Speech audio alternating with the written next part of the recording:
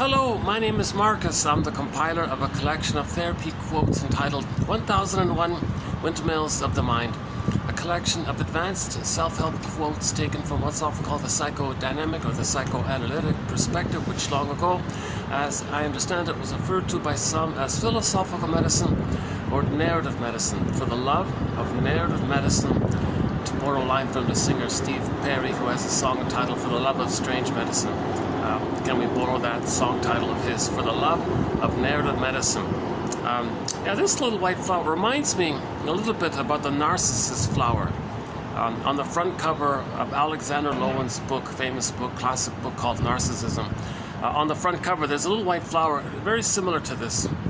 I have no idea what this one is, but you know, why don't we begin there with this topic of narcissism? The basic one way or one theory or one idea around it.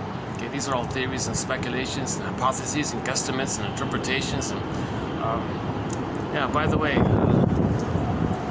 I think it just stopped raining, so yeah, we might get a rainbow. Hey, where's the rainbow?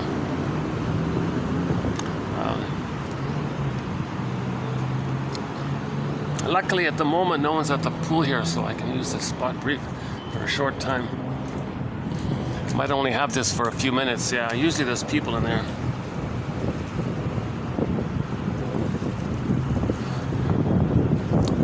That's westbound. Yeah, that's southbound. That's sort of the main. I think that's the main downtown area. Those cluster of buildings in the center there. I don't know if it's showing up. I don't know if it's showing up there. And then that's east, yeah, on the SkyTrain. Okay, enough. The lighting's not too great. You're not seeing. I'm not seeing. It's all very cloudy up here. How's the lighting here? Hang on a second. Can I try something here with the contrast? Does that work? Oh, it's on full contrast. Look at that. Yeah, sorry about that. Maybe when I go inside, it'll get better. Yes, sir. Okay, so let's get settled in here. So we have 10,000 quotes from this psychoanalytic tradition. That fancy jargon just means know yourself. Know yourself. Okay. Now, much of us we don't know. We get to learn about it by making inferences. That's all they mean by psychoanalysis. Just emotional analysis. You know, that's all it means. Know thyself, basically.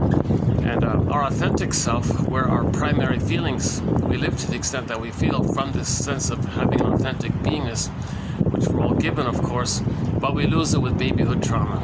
Okay, we lose it. We pretty much lose it. You know, at some point. Not everybody loses it. The theory is, but it gets frozen, petrified, turned to stone as a metaphor for this idea that it's lost. It's not totally lost. It's just unavailable to us. We don't access it. So the image, the common image for this is Snow White, okay, in the glass box. Okay, so the metaphor of Snow White is that she is a personification of beingness, a person's beingness. Now that person's beingness is frozen, petrified, emotional coma, emotional hypothermia, and it's in the glass box, and the box might be far away. So we're distant from our beingness. We're distant from our serene, inexhaustible fullness of beingness. We're kind of distant. We're disconnected from our authentic self, our true self, our real self, our embodiment, our sense of self. And from there, we live and it makes sense, and we feel at home within. Everything's normal like that. It's a real aberration for a baby to be traumatized, and the poor baby's going to freeze up his soul, develop a false self, a scaffolding of defense mechanisms, rationalization and projective identification, and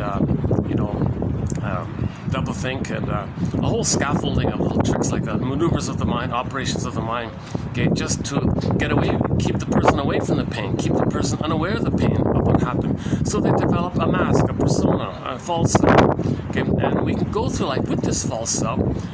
You drive a car, get 10 PhDs, etc., but we're missing something. We're missing our beingness. We're missing our sense of at home within. We're missing our ontological self, our feeling self. I feel our veranda self, this existential, basic kind of warmness, like this inner, like inside out, like we're missing the feminine element, the feminine principle, the yin, the midnight blue, Graham sings. So we're missing this beingness, and we live to the extent that's where our home is. That's where our feelings are. That's where our pleasure is. That's where the capacity, where all the capacities are. Like for the authentic self, for the quote-unquote more human side of being human. Okay, so empathy and reparation, care, joy, kindness, and just spontaneity, creativity, play, spontaneous smiles. Tomorrow's video, I have a quote coming up on that. I was like, geez, I don't know how it's showing when I play it back, but I just get like a glare. I barely see myself. I don't think I've ever done it like outside like this kind of weather. Okay, let's. I want to enjoy this outdoor part as long as I can. Well, maybe I can get better. Yeah, hold on. Let's try it. It's kind of nice here. I just stay here.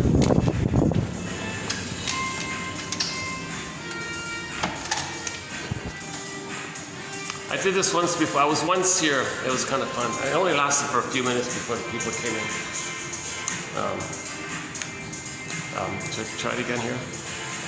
Okay, hold on a second.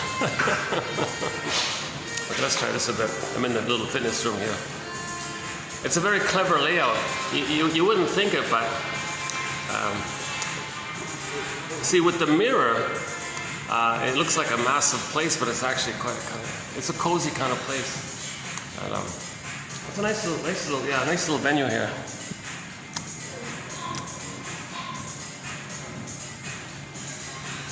Oh, you can't even see through the reflection of it.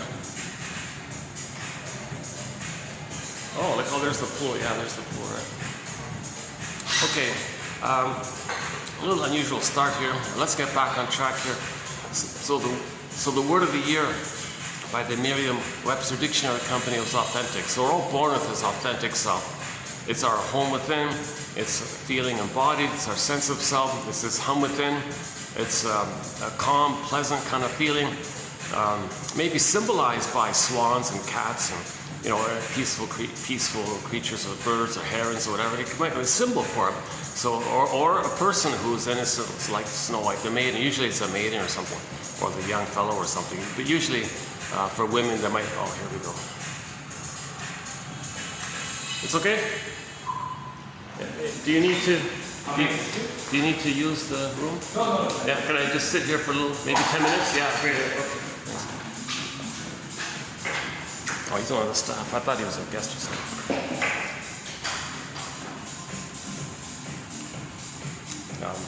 Okay, yeah.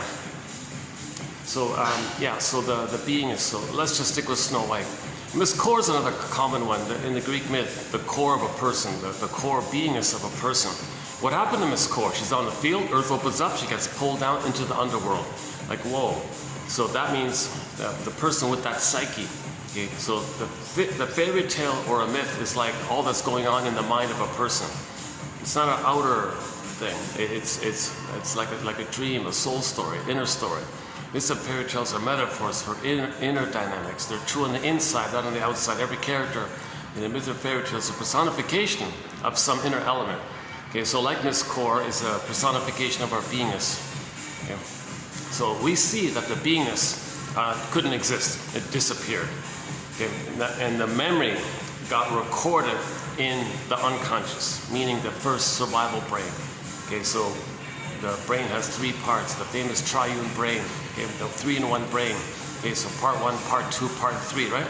Based on evolution. So the earliest, most primitive, archaic part of the brain that we all have is that, call it what you want, the crocodile brain, the lizard brain, the iguana brain, the one guy she calls it keep forgetting, the chameleon brain. That's a good one, the chameleon brain.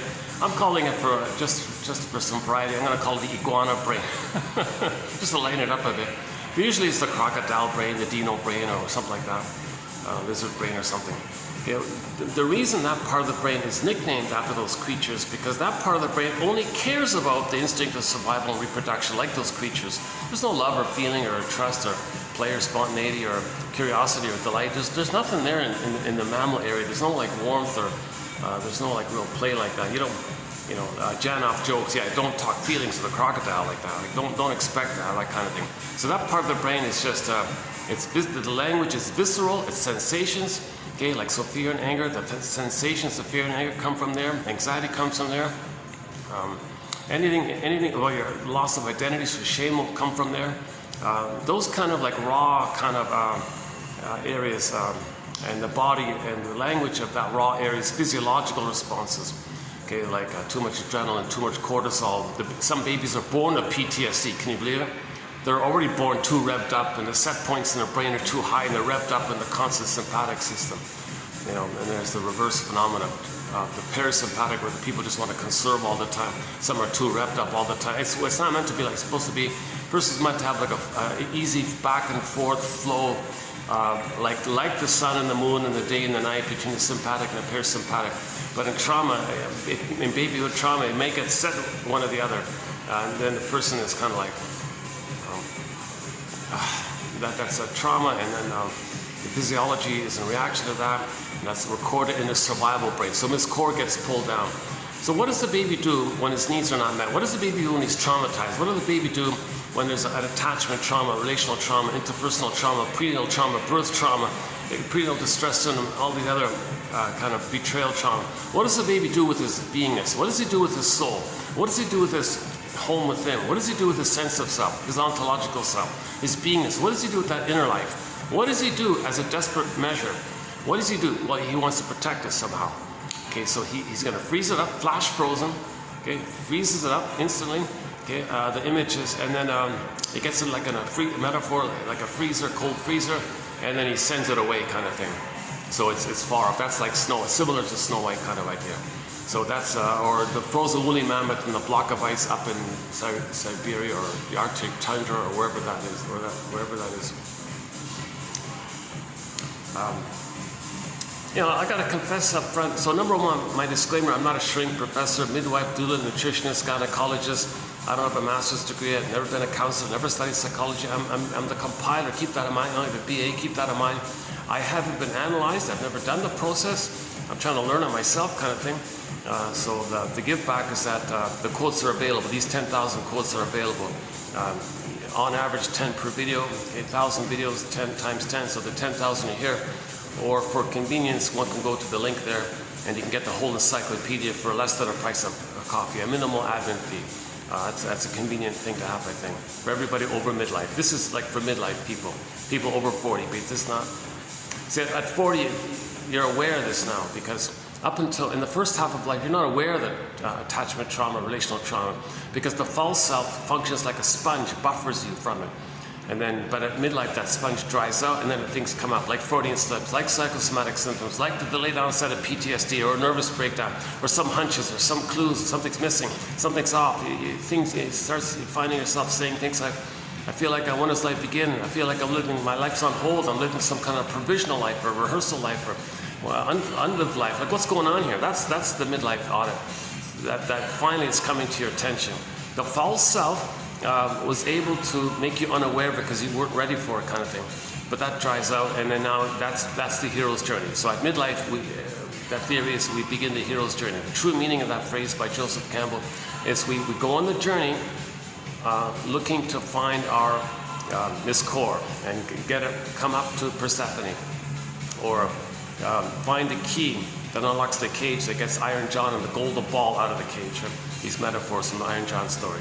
Okay, or Odysseus, he wants to get back home. In the Odyssey, okay, the Ithaca is just like a personification of a person's inner home.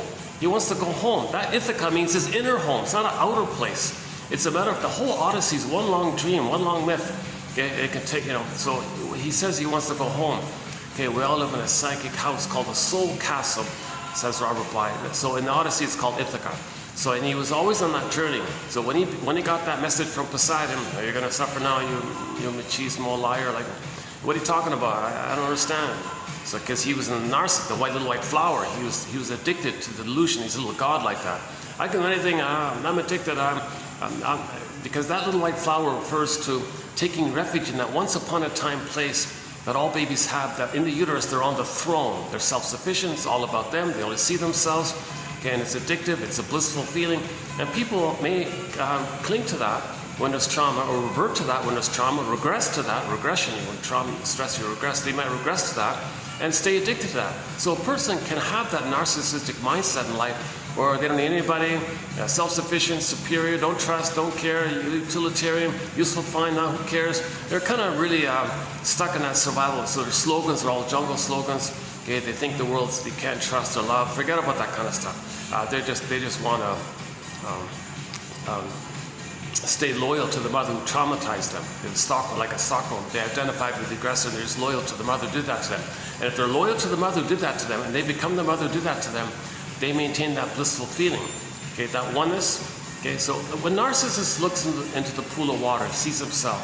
He thinks that he's in a blissed feeling. Wow, he's in love with himself. Just him like that. Okay, that's code for the baby in uterus is kind of like that. Baby's like, everything's just me. Everything, wow, ooh, wow. He's just, everything's about him kind of thing. So baby, in normal development, the baby gets a sense of self that hatches out and differentiates out, becomes different from the mother who is a person, and the mother becomes an other, he becomes this person. You got two people like that called whole object relating, but normal development. But if there's trauma like that, they get that chance to go to that place they didn't get a chance to develop to that progression during the first 3 years. So they're stuck in their attitude about themselves in this addictive kind of place where everything's about them. So they just become the active aggressor who shames them, and then they find proxies to shame, to be loyal to another who shamed them, and then see the proxy as the mother who hurt them, and they're angry at the mother. So they're not making sense like that, but it's all addictive. So hate, greed, envy, spite, all this survival is very addictive like that. That's that little white flower that we showed at the beginning. Not specifically that one there. Yeah, it'd be nice to find out the name of that. Maybe it's that's from a tree. The narcissus flower thing's on a bush, right? Yeah, it's on like a low bush or something. That was on a tree. Yeah, I'm getting ahead of I'm kind of scattered a little bit today.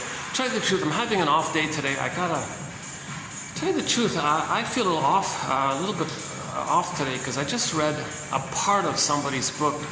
And oh boy, talk about emotional contagion, talk about countertransfers, talk about, picking up someone else's depression or something. It's not mine, it's like, oh, here we go. Oh, I gotta go. Okay, hold on a second. Hello.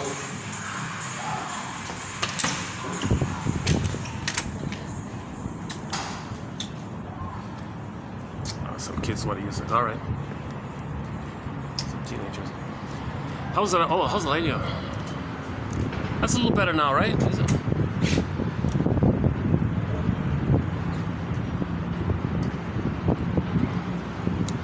Oh, that must be the son of the guard who got a security guard. He looks like the son of the guard or something. Every time I come here, the guard comes out and checks me out. I think that's the son or something. The father said, "Oh, you go check him out. I'm tired."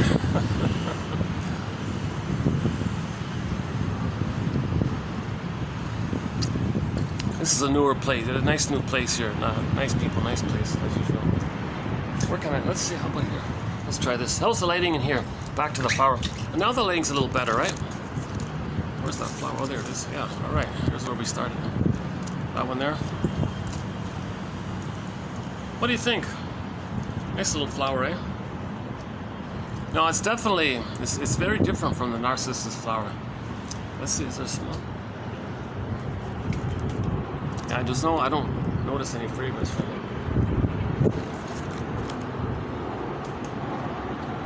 Hopefully he'll leave in a minute. Or maybe he left already, let's see.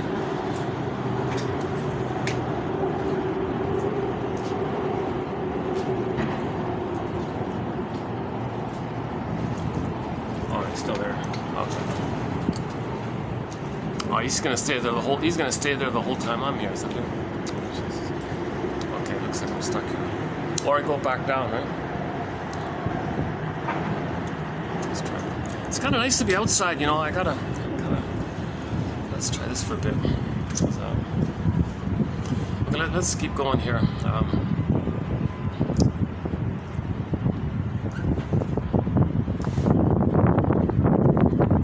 Yeah, I'm having an off day today. I felt I read part of this one lady's book. She's a professor of anthropology and all this, cultural anthropology. She traveled the world and studied world religions and world traditions and world cultures and all this stuff. And so she's in her 70s, whatever. She finally wrote her first book. and it's jam-packed with a mixture of metaphor, of her transferring her personal, my theory is her personal unprocessed feelings onto metaphorical things.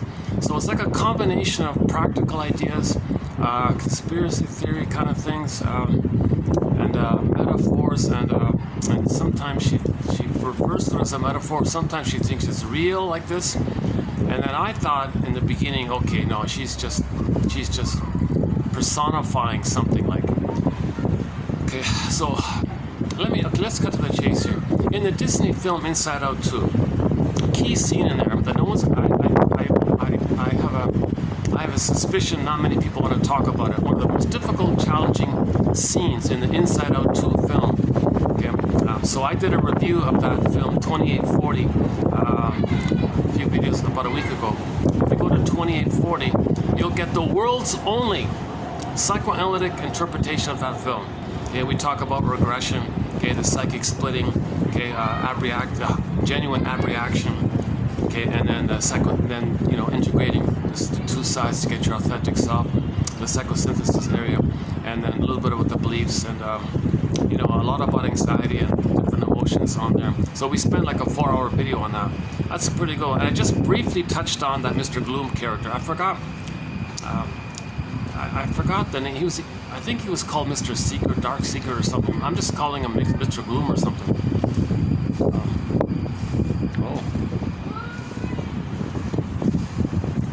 Oh jeez. People are somebody's in the pool fully clothed. Okay. A little unusual. Jesus.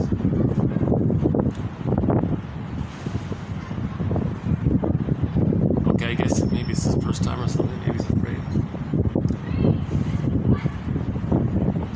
Jesus, he's fully clothed, like with a jacket as well, and a hoodie, and he's got goggles and everything.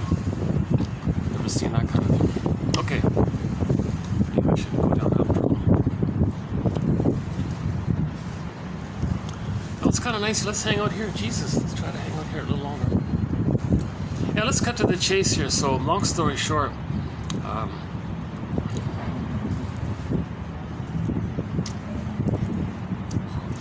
so back to the point about I'm feeling like I feel sad for her. Maybe I feel like she's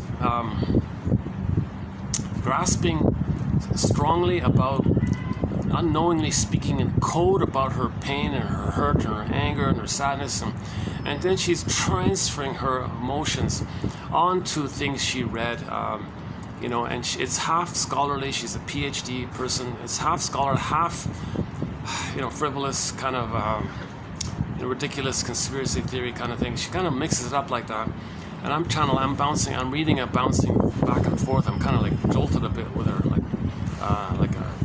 what's going on here? So she's like, maybe these are her Freudian slips. She's trying to express her feelings or something. I don't know the full story, but maybe the summary conclusion of it all is that Mr. Gloom character, if that's what he's called, in Inside Out 2. So in the film Inside Out 2 that just came out about a week ago, there's a little scene there, a little cameo scene of an emotion in the unconscious, called Mr. Dark Seeker, this gloomy kind of character, all black character.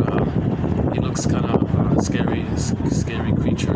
Doesn't have any real form like that, so they kind of left it be like that. So here's a little add-on to Inside Out 2, I think, prompted by this woman's book, which today's about. Today's video is about her book.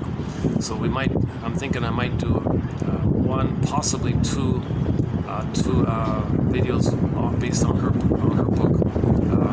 So I'm plucking out the more useful parts of it. I'm discarding the ridiculous, theories and aliens and those kinds of things. See, alien means trauma. If anybody says the word alien, just think trauma. Okay, it's out of this world for a baby to be traumatized. If the baby's traumatized by his mother, that's totally out of his world, out of his expectation. No baby expects that in his little world, that the mother would hurt him, betray him, fail him, use him, exploit him, discharge her anger on him. See, the mother sees her own mother into the baby, is angry at her mother and fights the baby, thinking the baby's the mother. This is all alien stuff for the baby. So this memory of something strange like that happening, how do we get in touch with it? How do we talk about it? How do we process it? How do we identify it? So later on, people might be fascinated with aliens or talk about aliens. Okay, that's an attempt. That's called projection. You project some strange thing that happened to you as a baby onto some mysterious, frightening, dangerous creature that you don't know, because the baby doesn't know what's going on. So that's so code. We don't know what's going on with aliens. Okay, that's code for the baby. The baby, as above, so below, inside out. Yeah, something she likes to quote a fair bit, actually, ironically. It's ironic that she quotes that. This author in today's video quotes that line, but I think she kind of misses it. Okay, plus, if the baby's traumatized, he feels this is some strange, out of this world, out of my world kind of thing like that. He's got a memory of this. Mother hurting him like this, that he carries all these emotions around, and from these emotions, based on what happened, he creates some kind of scary image like that. Could be the guy with the horns, could be some monster character, some strange character, different forms it can take, obviously. So later on, when you're because of this drive for healing, because of this drive to reconnect with ourselves and identify and have some narrative medicine so we can understand, so we can feel safe, and then we can have a release ab-reaction. Get back to inside out to the avalanche scene. That's the ab-reaction, the release of your feelings that you couldn't feel. The baby couldn't feel the pain of being betrayed by his mother, but later on in midlife, you're trying to like search around for theories to make it safe for you to now feel what you couldn't have felt, kind of thing. So sidebar here, go to Janoff's material 2745 to 70 plus the tag on 71 to 73. Those 29 videos are a good 101s of psychology right there, psychoanalysis. And when I say psychology, okay, keep Ruben Fine's words in mind. The heart of psychology is psychoanalysis, psychoanalytic perspective, psychoanalytic dynamic, whatever. This making past present links. What are you repeating? What are you transferring? Okay, projection is the means of bringing repressed material to your consciousness. You want to make the unconscious conscious so you can stop repeating. You don't know what's going on, you keep repeating in an attempt to get your story. Once you get your story and you have reaction, then later release some feelings, later understand, then you stop repeating. You don't know what's going on, you keep repeating. Sisyphus. So we want to stop repeating, kind of thing. So you got to get your story like this. Oh yeah, okay. So anybody who's novels or movies or science fiction or any theories or speculations or not knowing what's going on or calling people aliens or these kind of things, that's an attempt for the person to know that when they were a baby, they experienced something that was way too alien for any baby, meaning way out of his world, way out of his expectation to take place.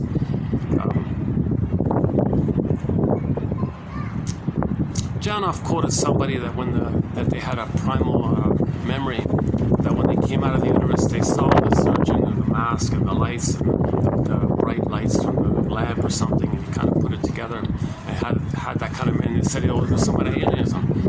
It turned out that the theory was he traced it back to that moment when he was born. He didn't remember it, but recorded it. It's unthought known. It's recorded. We record things, but we don't know it later on. We're trying to know it.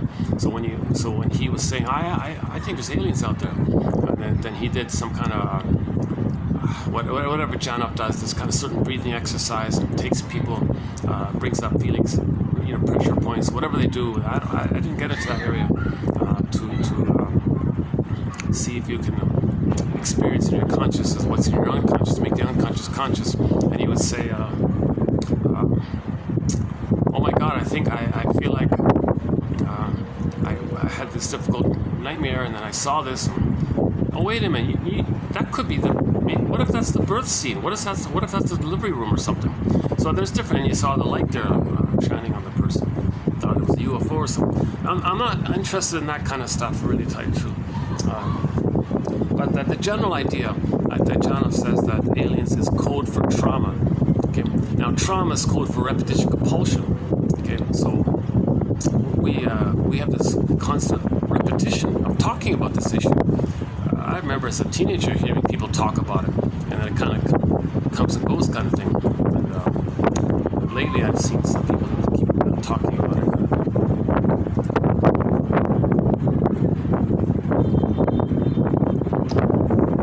How's the wind? It's getting too. If it gets too windy, you can't hear me, right? Unless I can block the wind somehow. Let's see.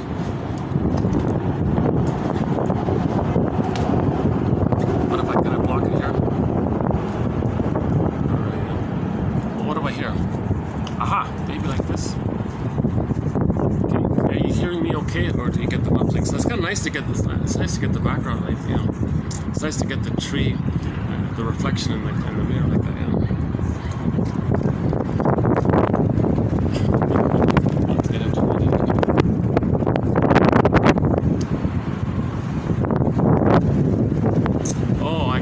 It's raining already. I can feel the rain.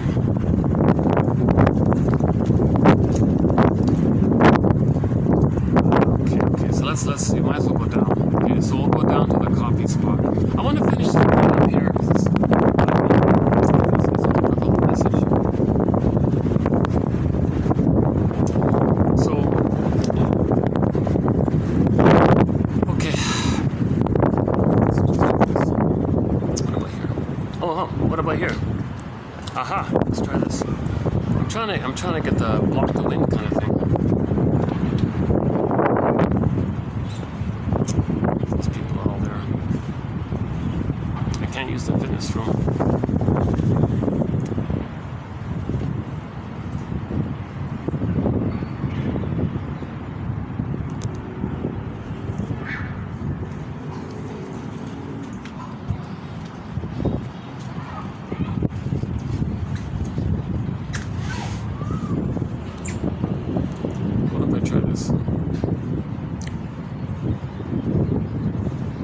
Yeah, because I'm having an off day, my delivery is going to be choppy like this.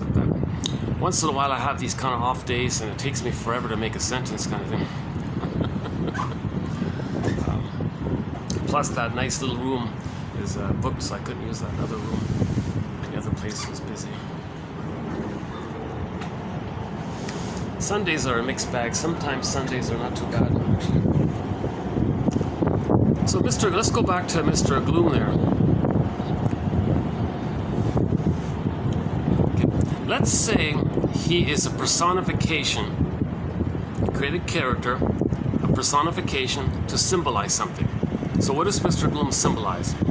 If they're going to go that route, okay,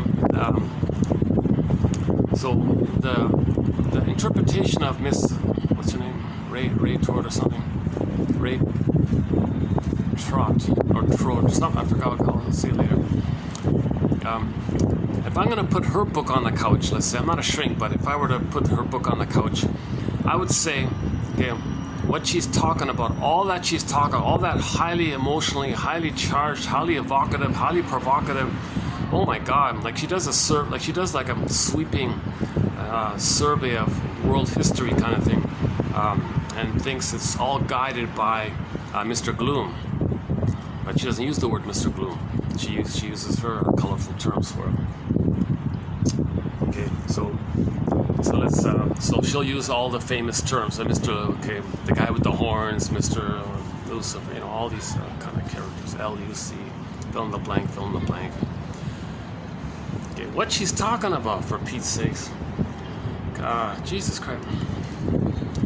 Okay, so if the baby wants to live, L-I-V-E, obviously, right? When the baby comes, let's say there's no trauma in uterus. Let's say there's no trauma at the delivery time. And let's say the baby wants to continue the journey of his life to live. So in order to do so, he has certain needs with the mother. He needs to feel safe with her, warm with her, soothed by her, comforted by her, etc. Kind of obvious kind of stuff. Okay, the baby needs like a blissful kind of relationship with the mother where she's attuned, she metabolizes, she understands, she's there, she sees, she accepts, and a long list of things in that area.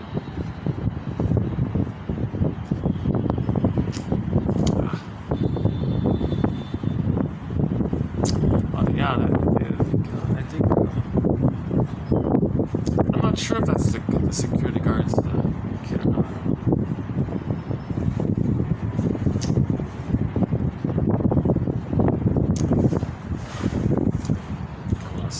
Yeah, every time I come here, the in-house security guy just doesn't say anything to me, just stares at me and watches my every move, every step, one of those kind of things.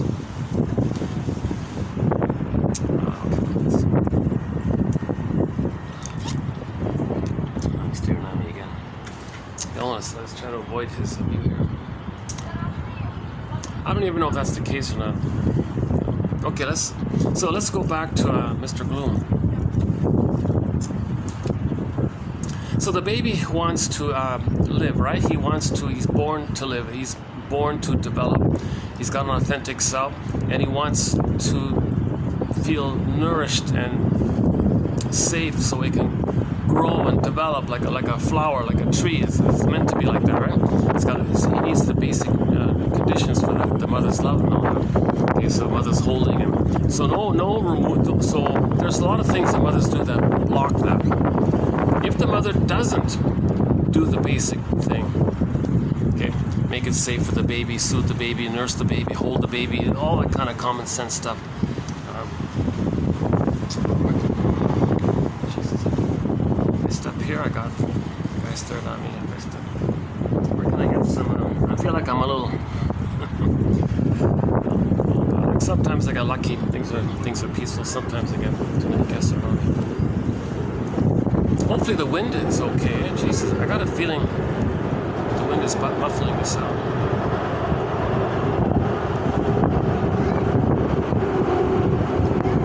If the SkyTrain passes with the Inside Out 2 ad on it, I'll see if I can catch it. So the baby wants to live, right? He goes through a developmental process called the separation individuation process.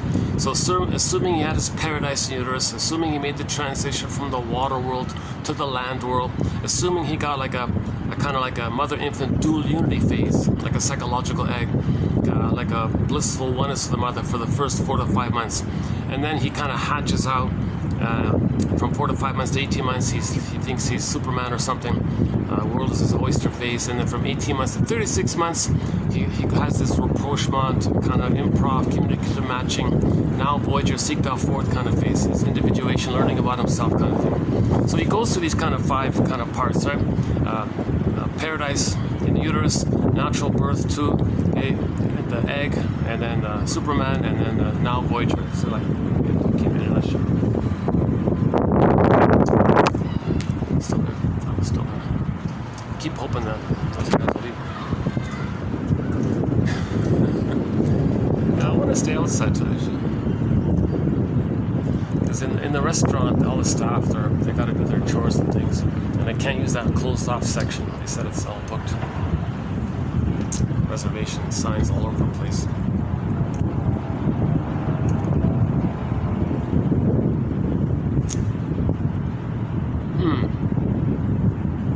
Just wait it out. I'm gonna stay there the whole time. I'm still there. Okay, hopefully the audio's okay. Maybe this will be a 2-parter. I got a feeling this might be a 2-parter. Okay, so the baby wants to live. L-I-V-E. Spell it. L-I-V-E. The letters, 4 letters. L-I-V-E. Okay, I'll tell you why in a minute. So the baby wants to be able to do this. Born to live. He's born to. The role of the mother is to allow that to happen, to provide the conditions for that to happen. So she provides what's called a secure attachment style. Okay, the safety and all that. Now, what if, in the case scenario, what if there's some kind of cunning tale with the mother? What if she's confused, doesn't get it, messes it up, repeats her trauma on the baby, or uses the baby to comfort her? What if there's something off going on? If the baby doesn't get his needs met, okay, he thinks he's a goner.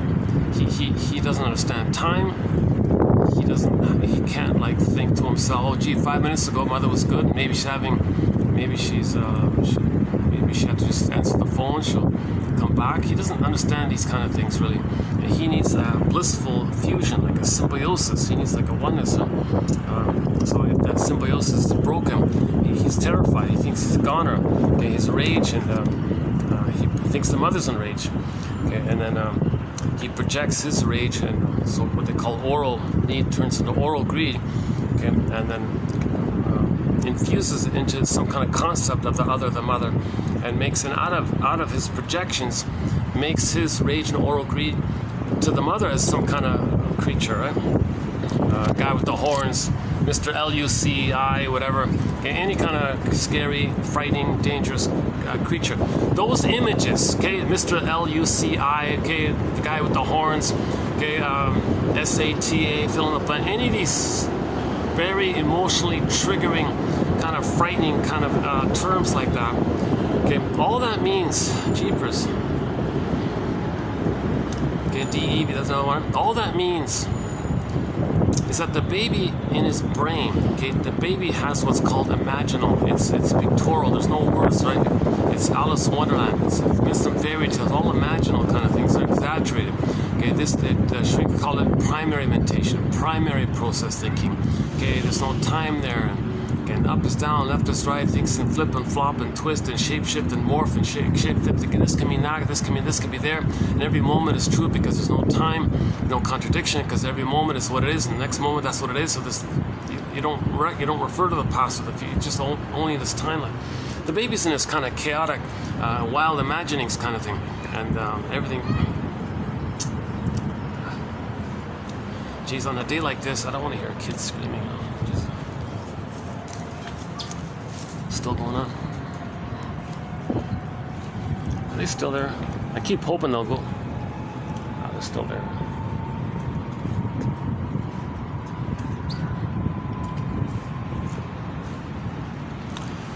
Okay, I see more guests coming in. I think I should maybe just hold on a sec. Let's go down.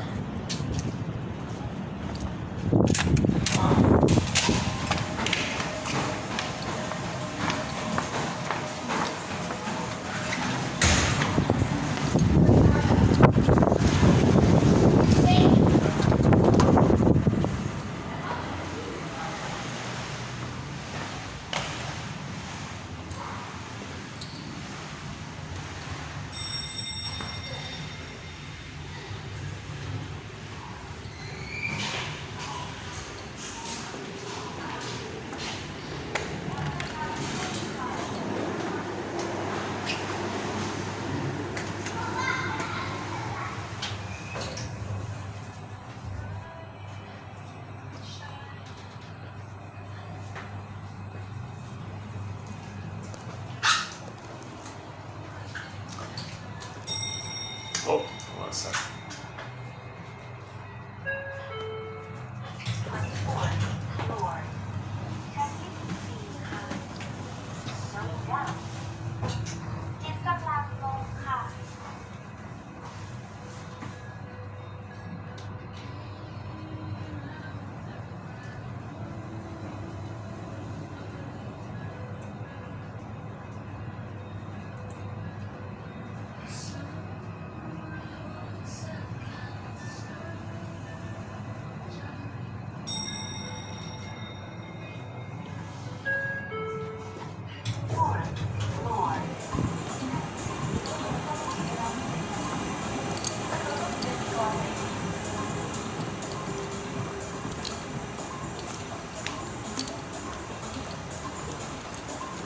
Okay, good. The staff have calmed down. Good, good. Okay.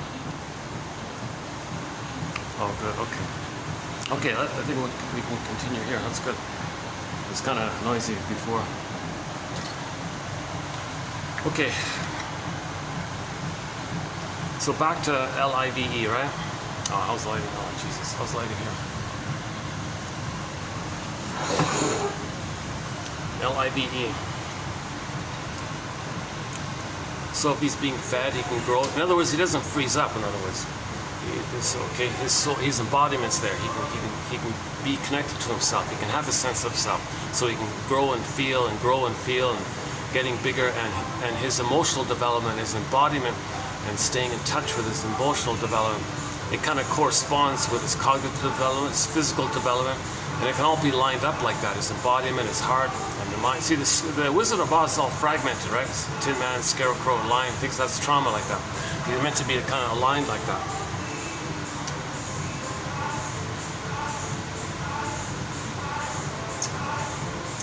Geez, I'm tempted to just hit the quit button and do it tomorrow.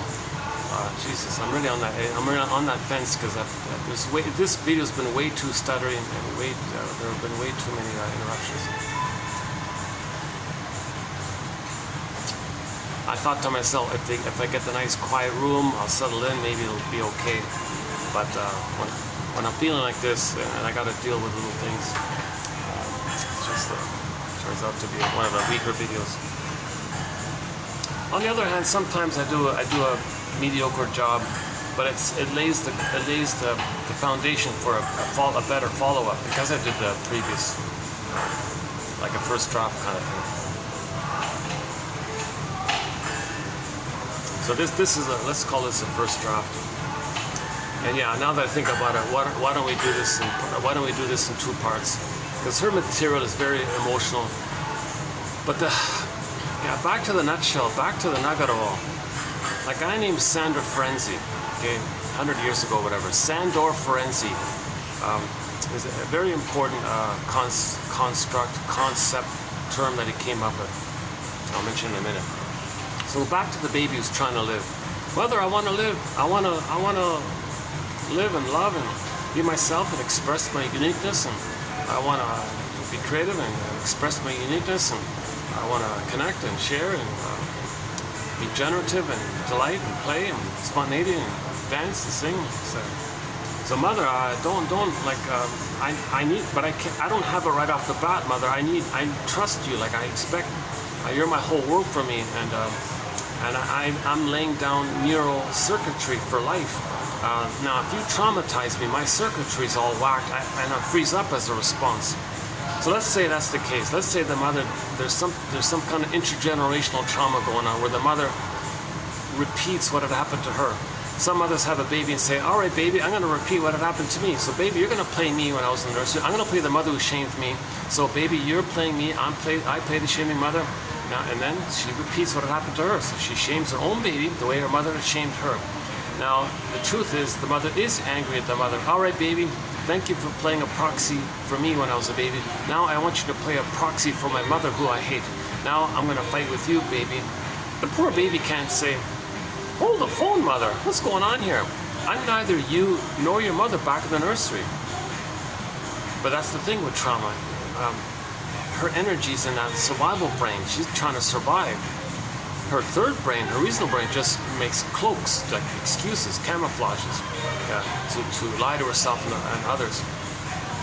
And it's perpetuated by society and all this.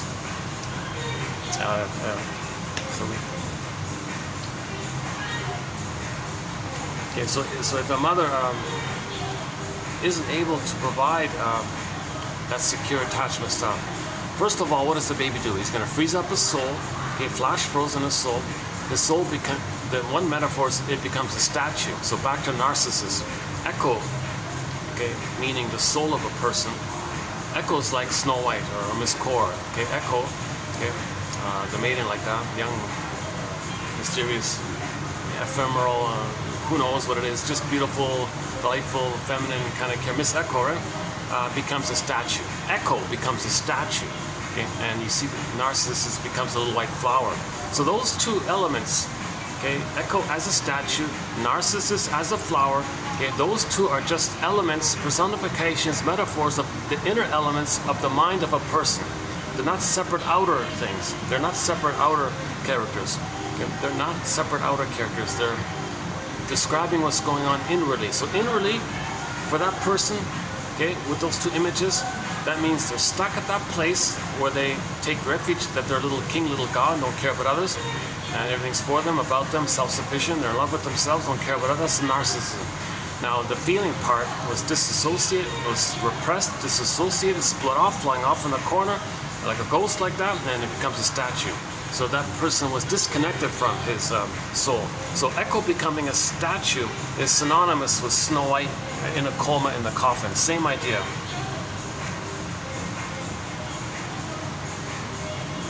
Okay, so that's number one. Now what about for attachment?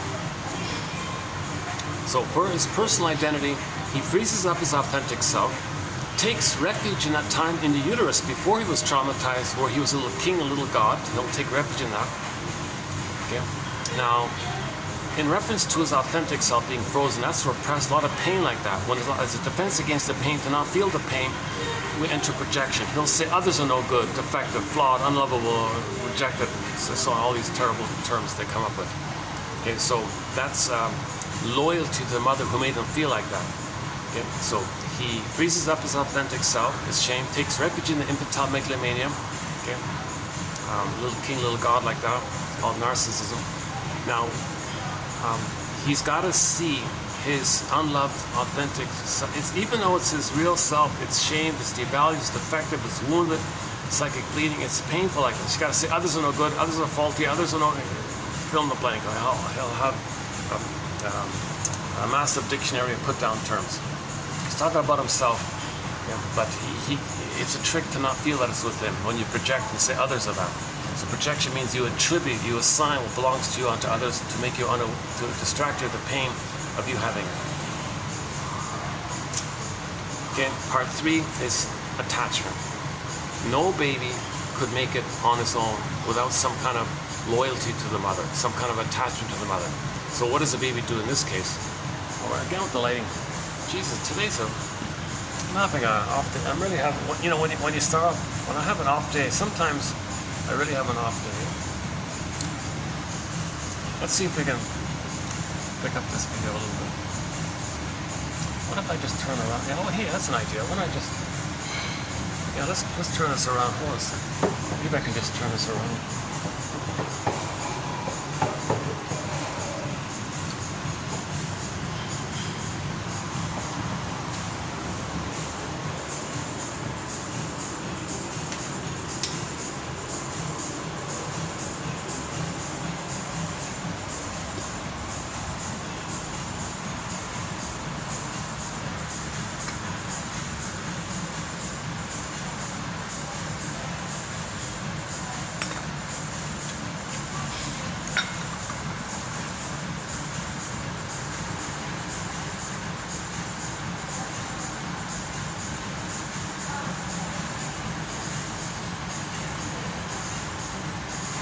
Well, either I redo this video straight and delete this one, or do a part 2.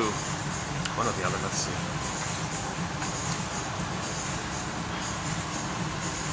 Okay, so attachment theory. Paging Dr. Bowlby,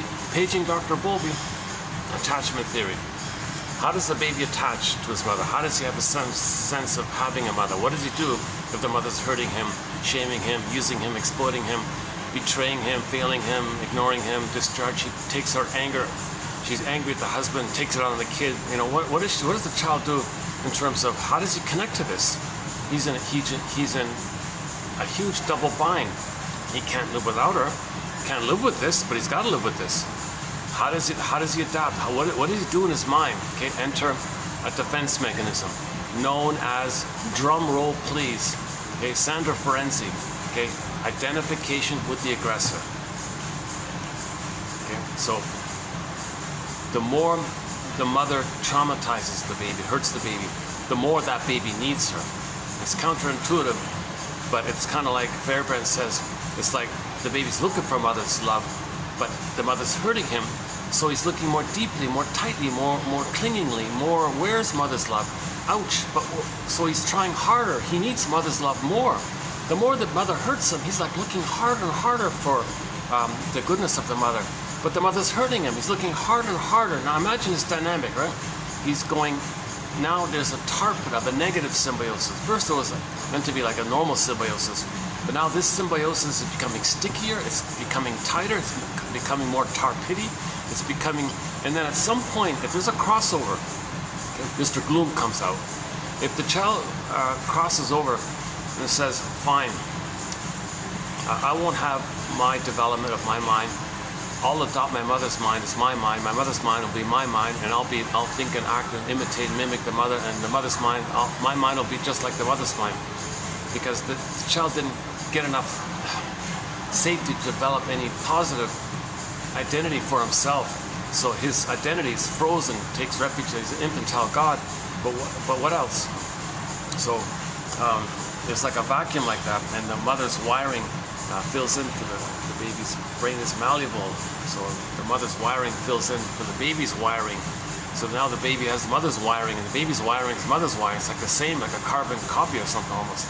So he basically identifies her, becomes like her, thinks like her, imitates her, believes like her, talks like her, not talks like her. Yeah, maybe even talks like her sometimes, whatever. That's called identification with the aggressor. Okay, now, here's where Mr. Gloom comes in. If the baby identifies with the aggressor, he is going to go through life imitating her. Now, what did she do?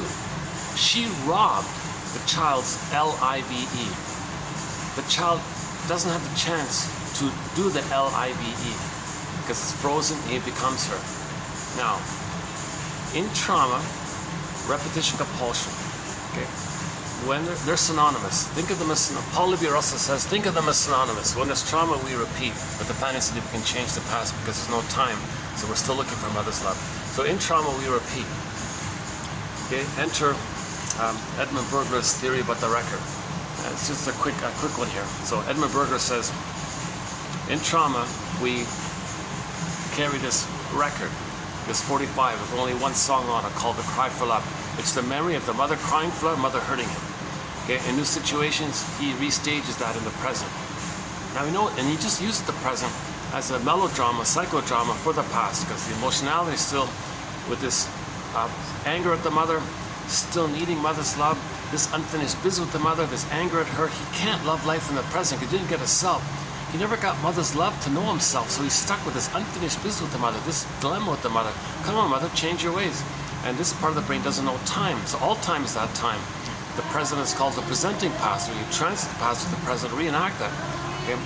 People create in the present their childhood past because of the pain, so they're trying to get a better outcome for the past. But there is time, but that brain doesn't know time, it's timeless. Okay? Lizards don't know time, salamanders don't know time, geckos don't know time. So that's all the energies in this sent into this, turning this 45 record all the time. So every neurotic is a music enthusiast, but he only has one record. He carries it with him everywhere he goes. Every time he sees a turntable with never-ending fiery ardor, Berger says he spins off that tune. Now, so new situation, new place, new job, new interaction, new conversation, anything a little bit important. He's going to recreate anything basically relational, actually all the time. Not all the time, but most of the time. He's going to restage, recreate in the present an analogy or a symbol of the past, but see the present still as the past in the repetition compulsion of crying for mother's love.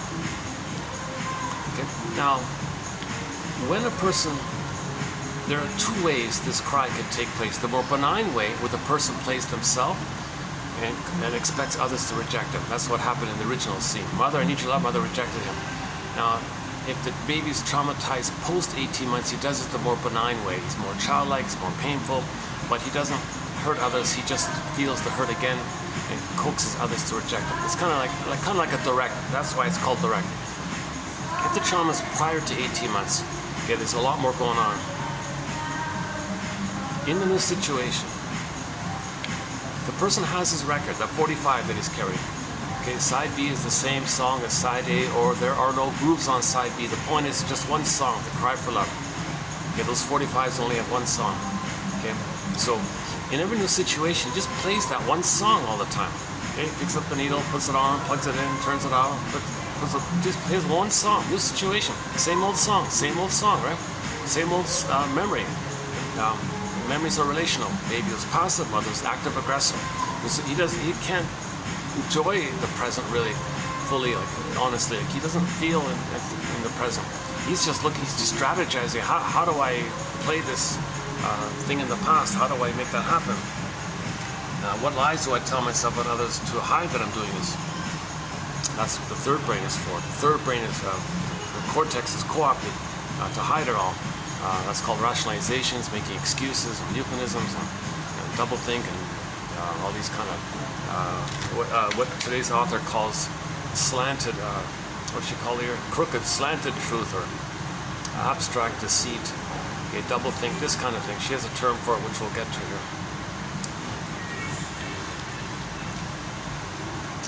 So if the baby, Jesus, lighting's really been. I haven't had any good lighting all this time. What's with the lighting today? Is it just my camera? Is it just? If I do it this way. What if I do it this way? Is that a little better? How come I'm not getting any good lighting anymore? Oh, okay. Oh, that's a little better, right? Yeah, okay.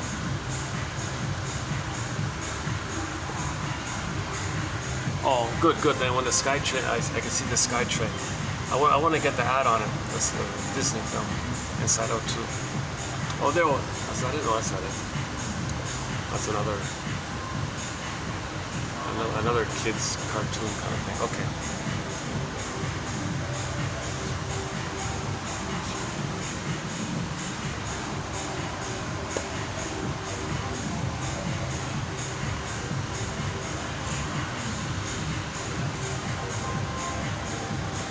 Inside Out 2 is for the whole family. It's for anybody who has emotions. Okay, so don't be confused. Don't think it's just a kids' film. It's for anybody who has emotions. Okay, never mind that it's put into animated format. That's just one way of doing it.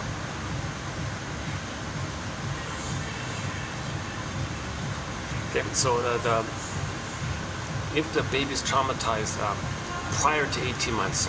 18 months is a key transitional phase where in normal development, the infantile megalomania, thinking it's all about you, the narcissism, the glorified self, the idealized self, thinking you're so entitled and special and chose, this kind of delusional, narcissistic, it's all about you kind of, basically, that kind of dissipates and your ego lets you know the reality that you're a person, others are people, you have feelings, they have feelings. That's a normal state of affairs. But if the child's traumatized prior to 18 months, he doesn't understand that kind of area. He's still in the survival mode of the more painful situation of crying for love, mother said no. Crying for love, mother said no. Now those lead to one of the stinger personality patterns, the bully pattern, Iago pattern. Okay, this very cynical, sneaky kind of character. He spreads rumors against others. Very envious kind of character, devious, envious kind of character. Very nihilistic, very negative, dark humor and all this. Okay, the various narcissistic patterns, the bully patterns, criminalics, antisocial, all that kind of really perverse, disturbed kind of stuff. Shrinks. Okay, so we're just calling it the stinger personality patterns. So, because identification with the aggressor. So imagine now, in a new situation, okay, they look at the record, which is the memory. The memory said that as a baby, they were vulnerable and trusting and needed mother's love. And mother said no. Now, from the baby's point of view, the mother was kind of cold and cruel and harsh and robbed them, was like plundered his soul, gave him poverty, gave him emotional poverty, exploited him, took advantage of it all. So she was kind of cruel and cold and like that. From the baby's perspective, the mother was a cold, L-U-C, guy with the horns. The baby makes up some kind of thing like that.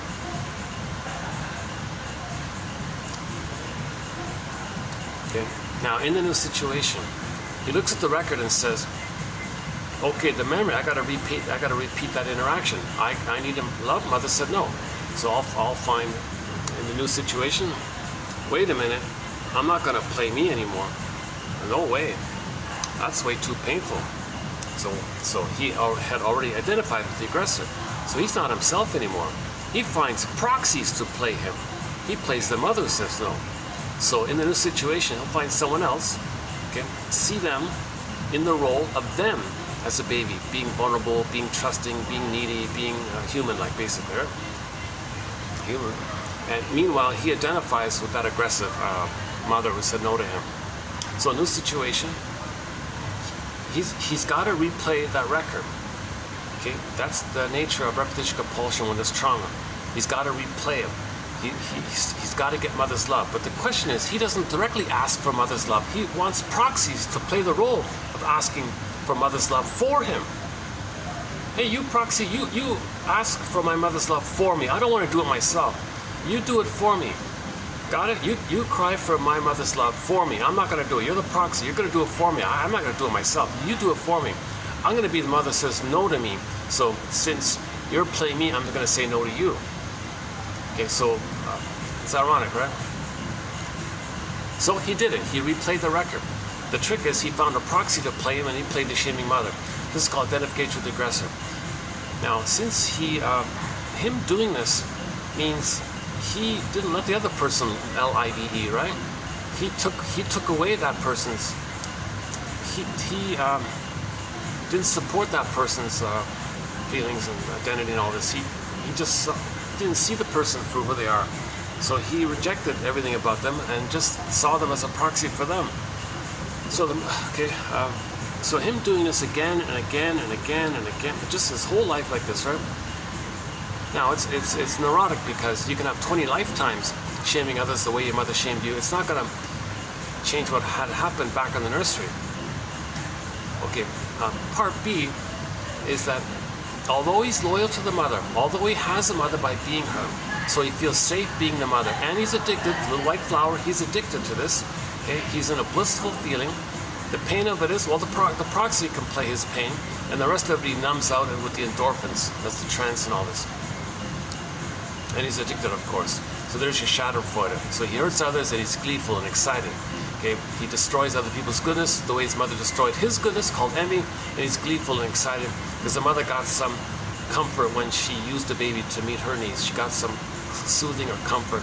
So when the baby plays that, he feels an immense relief because he's safe with the mother, and he's not going to play himself.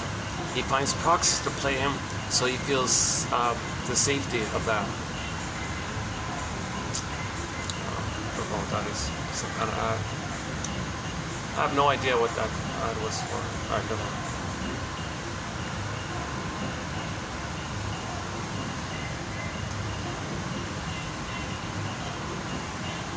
Yeah, luckily this is. That's why I know. Once in a while, at this time, there's no guests in between the late afternoon before the dinner crowd. Like when the first guest comes in, I'll leave because they're not letting me use that reserved room in the back. That's what I came here for originally. Plus, I got a late start, so I thought, oh, Jesus, okay, let's just see how it goes. What is it here? 4:32 already. So we got about an hour and a bit.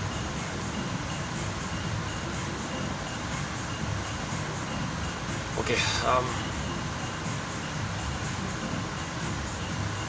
So think of it this way: the mother didn't allow the baby to go forward the LIVE. It was frozen like that. Every time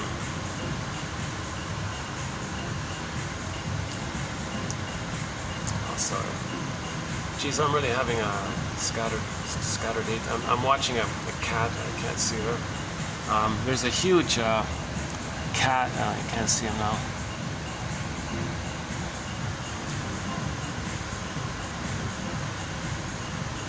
I've always been fond of cats. I remember every cat I've had all my life. They're always on my mind, these cats, since I was a kid till all the time. You know? And I love the stray cat. I love seeing the stray cats. Apparently in Istanbul, they're all over the place. They're part of they're integrated in all of.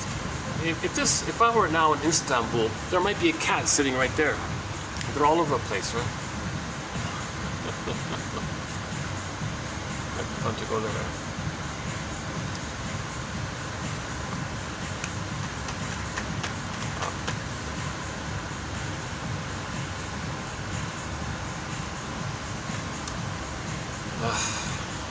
I've done some good videos, so once in a while I have a dip in my videos. This is definitely one of them. Jeepers. I'm not thinking too I'm not thinking too. I'm a little scattered. I'm a little absent. I'm more absent-minded today.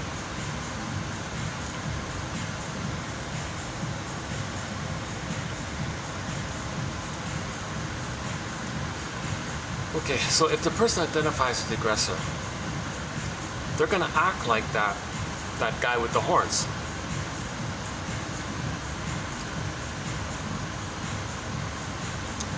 So this acting of like that,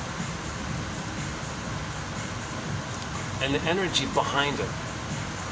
Okay. Maybe we can personify that energy. Here's my point. Maybe we can make a personification of that energy of acting like the mother, repeating onto others what the mother did to them, okay, and take the energy behind it, the life force behind it, create a character. Let's call it Mr. Gloom or Mr. Reverse Life, EVIL. So now that's why the person's acting in an EVIL way. It's LIVE in reverse. The letters, you spell it in reverse. So the baby couldn't go forward the LIVE, got frozen, identified with the aggressor. He spends his life robbing others or not allowing others or seeing others to LIVE. He only sees them as a baby which they rob. And so they're taking away other people's desire to live. They're robbing them, they're hurting them, they're disadvantaging them, they're negative humor, put down humor, shaming humor, thinking badly about them, prejudice and hateful rhetoric and hate talk, and okay, they're kind of like kind of siphoning, not siphoning, it has the effect of envy, where your goodness, I'm going to rob it, I'm going to see it damaged. I don't want to see you flourish and live, because I couldn't flourish and live. I'm the mother who took away my ability to flourish and live. So when you repeat that, you rob other people's desire to flourish and live. That's the reverse of LIVE, that EVIL. So let's say that the person does this again and again and again. Okay, he's a short seller, or he engages in activities with various excuses like, well, plunder and pillage, and because so that's loyalty to Mr. Gloom, EVIL. Now you say, we worship Mr. EVIL. Well, now you hear all these conspiracy theories, and like this lady here saying, oh yeah, the world's run, there's a Luciferian agenda, Lucifer rituals and double ritual. You see, that problem with that, when you make it concrete like that, and don't describe it as a personification of the energy behind identification with the aggressor. Okay, so Mr. Gloom, and in various forms it can take, okay, as mentioned, that's a personification of the energy that we see behind.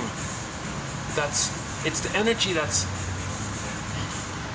identified with the aggressor because of attachment. Paging Dr. Bowlby. He had to attach to the mother, and the mother hurt him. So the energy is to the mother who hurt him. So he goes through life hurting others the way his mother hurt him. And then he does this again, and you get a bunch of people doing it, and they join a club or whatever, and they make excuses, whatever. Principle of discovery. Mother plundered our soul, so we can plunder outwardly. Mother gave us poverty, and mother pillaged us, so we can do those things. So now you see all this pillaging and plundering. There's a sky train. Oh, this one's blank. Okay, imagine on this sky train here, it says, for anybody, for all midlifers, go to patreon.com/narrative medicine.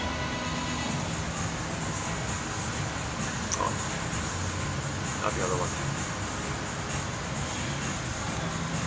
Be your own story doctor. Patreon.com/narrative medicine. Oh, the first person, so we got the first person who took advantage of this offer. So congratulations to that person out there. So he's the first one there. So this is a new way of distributing 1001 Windmills of the Mind. The GoFundMe and the Go Buy Me a Coffee doesn't work because of the location, addresses, and things. It didn't work out with their system. They changed their setup. I don't know what's going on. So that's why I switched over to Patreon. So as I switched over to Patreon, sure enough, one person said, "Oh yes, I want it. I want 1001 Windmills of the Mind." All right, so got the ball rolling. So it's available. It's imagine this times 2,000 basically. It's 10,000 of these babies. These are clear quotes, they're fun quotes. I'm not a shrink. They're clear, they're informative, they're helpful. The jargon is to a minimum. They're crispy clear. Okay, otherwise they won't be in there. Okay. So now it's a numbers game. So 1 out of 10 should, I think, will be of interest. I'm guessing, I'm hedging that maybe 1 out of 10 a person will find of help. So the exercise is, if you read 10, you'll find I'm thinking there's a good chance a person may find one that they like. And then that's Robert Bly's advice of mental hygiene. Like dental hygiene, like a daily thing you do, hygiene. He says read this stuff, read psychoanalysis 10 minutes a day, okay, and then that's your hygiene. Oh, another blank one. All right, let's try again. To help you heal, go to patreon.com/narrative. Oh, I missed it. There it is. I gotta speed it up.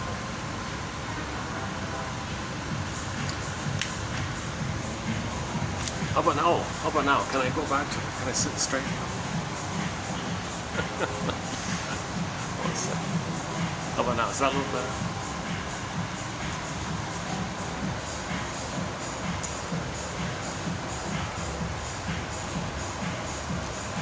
I'm struggling constantly with lighting issues. Maybe I need a new high-tech phone or something.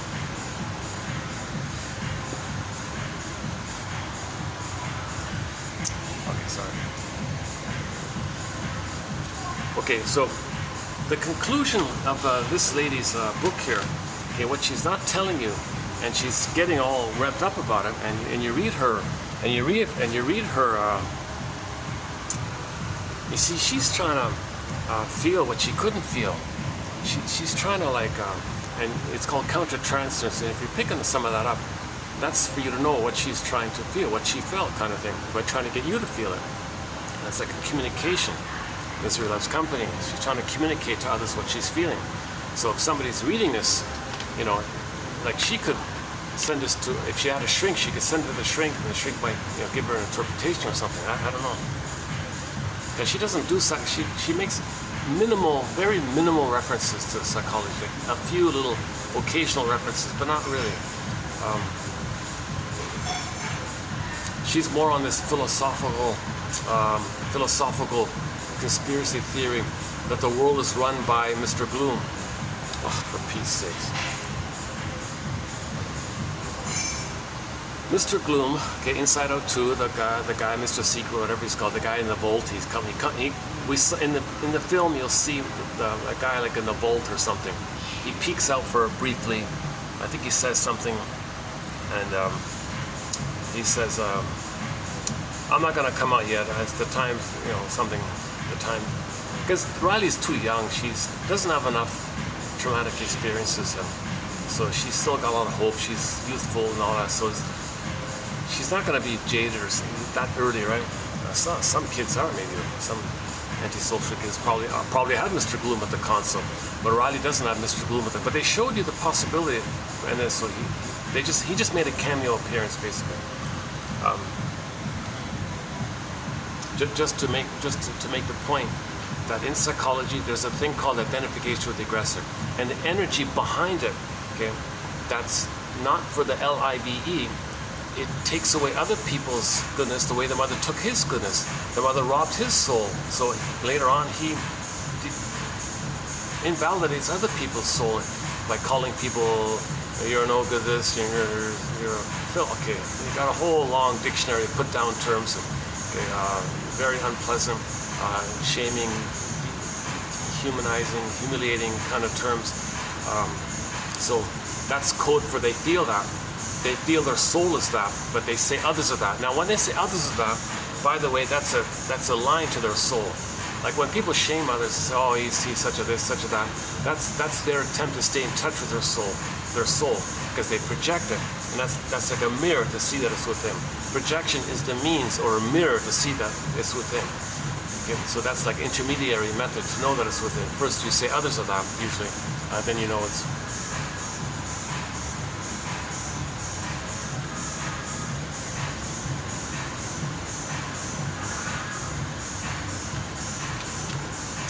One second.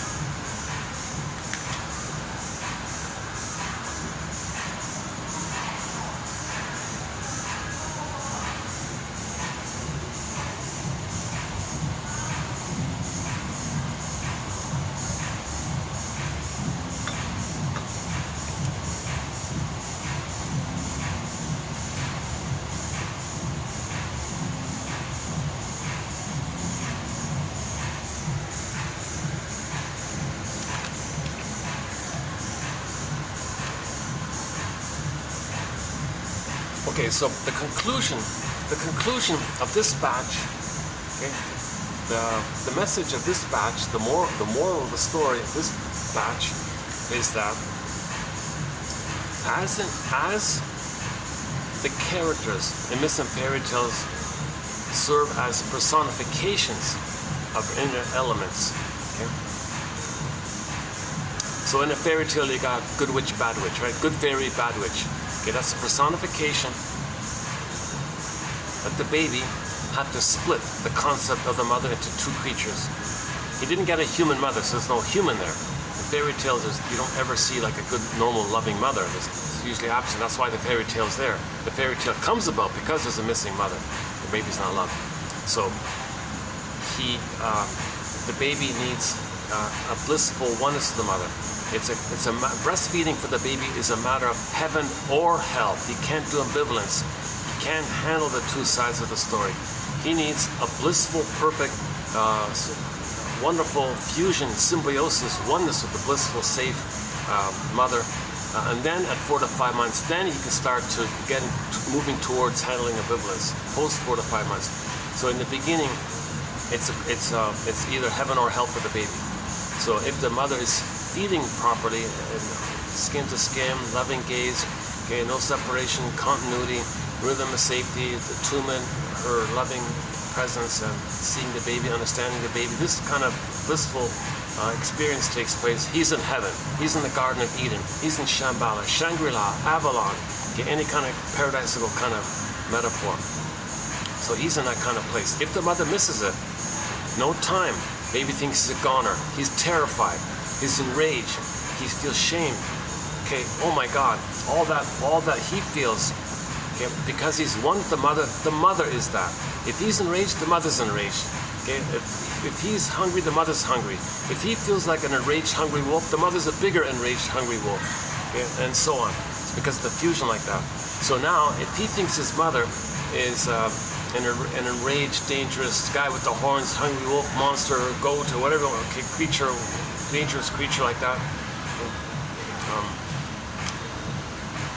then he's got to say to himself, all right, no way, that can't be my mother. It is his understanding of his mother. He makes it up like that to buffer, to project his rage onto the mother, to trick his amygdala to stop sending him so many cortisol hormones. Otherwise he'd go kaput with this, he'd be flooded with too much stress and all this. So he tricks his brain like that. Okay, we discussed in previous videos. There's an imaginary dialogue between the baby and his amygdala in this area. So finally, he gets to a place where he says, geez, if my mother's a monster now who's going to eat me, how do I survive here? Okay, put that in a separate bin called splitting and make up or hallucinate a goddess. Well, there's my mother. It's all made up. It's an hallucination, like the guy in the desert trying to survive. The baby's trying to survive. Well, there's my mother. So he'll imagine he's in a blissful oneness with this divine breast, ideal breast that he makes up, trying to survive. It's called splitting, psychic splitting. And the reality of the mother, he considers that's not my mother. That's some kind of strange alien monster that's out of this world. He separates it like that. There's your alien again idea. So that's temporary like this.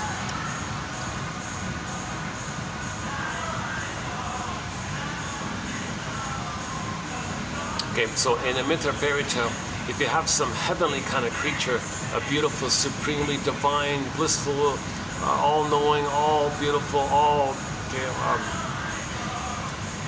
that's the idealized, imagined good breast that's needed, that the baby needs to make. Okay, and then the frightening demonic character, whatever, okay, that's the actual understanding of his mother that the baby creates, and it denies it and thinks that's not his mother. He can't think that's his mother. He can't know the truth that that's his mother. He would be a goner. He'd be flooded with stress hormones if he were to admit that. He'd be too stressed out to try to, how does a baby feed at the plastic bottle, the powder stuff, if he thinks the whole thing is some kind of ice, dangerous monster that wants to eat him or hurt him? He can't do it, so he hallucinates, splits it, he hallucinates. That's a drastic thing. So that's a sign of trauma for the baby to have to resort to this. It comes at a huge cost, of course. So that's why fairy tales have this either-or kind of goddess and demon motif. It's found in nearly every myth or fairy tale. This kind of either or like this. The baby has this, does this in his mind. So the storytellers would tell these stories about like that to give us validation that we were traumatized, so we can know our story and feel some relief like that. Somebody's telling us about that we're traumatized. Now, by the way, babies may briefly, temporarily engage in this. That's Melanie Klein's theory about the positions. Okay, so all babies may begin with this paranoid schizoid splitting, paranoid mother's a monster, this paranoid schizoid position, or mode of thinking, mode of operating, okay, in the beginning. But with enough love with the mother, with time passing, his ego develops, he sees the reality. Oh my God, mother's a human who's loving and frustrating and ambivalence. He gets it. For example, if he were to be angry at the mother who also loves him, he'd kind of feel badly to hurt the one who loves him that he loves. So he'd make, sorry mother, I was angry, but you love me, and I feel badly like this. Oh, it's okay, baby, I understand. He can handle this human ambivalence, that one mother is both loving and frustrating, and he can hold that kind of ambivalence. Now, if the baby's too traumatized, he doesn't get a chance to develop into that ambivalence, called the depressive position, then he still uses splitting. Then you get the Iagos and the bully patterns and the narcissistic patterns, and all these cynics and sarcastic characters and sneaky characters and all these kind of devious little, not devious, philosophies that represent that reveal their hate and shame. The main emotions of splitting are greed and envy and spite and vindictiveness. They count more losses, they become curmudgeons, and they feel entitled, they make excuses and just don't care. And then you say to someone, gee, don't you have empathy? You gotta be kidding. The baby can't have empathy for his mother if the baby's enraged trying to survive, and imagine the baby biting the mother's nipple, okay? Like a 2-day-old baby biting his mother's nipple, and the mother's screaming in pain. And somebody said to the baby, "Hey, baby, don't you appreciate that your mother might be in pain here?" You got to be kidding! He's in survival mode. He can't make it without a mother, and the mother's hurting him. That's why he's enraged like that. So you're coming from that point. You're coming from that prototype. So later on, if somebody's negative and all that, it doesn't register because it didn't register for the baby. He didn't get to the place of what's called differentiation, feeling safe to leave the mother. He's still fused and he becomes her. So so all the survival slogans and indifference and lack of empathy comes in this area. No matter how charming or whatever kind of polished mask they have with their 10 PhDs, no matter if their perfect vocabulary or perfect elocution, doesn't matter how smooth or appealing the mask is, it might be even more polished to compensate for the shame underneath it. That's the Dorian Gray kind of story.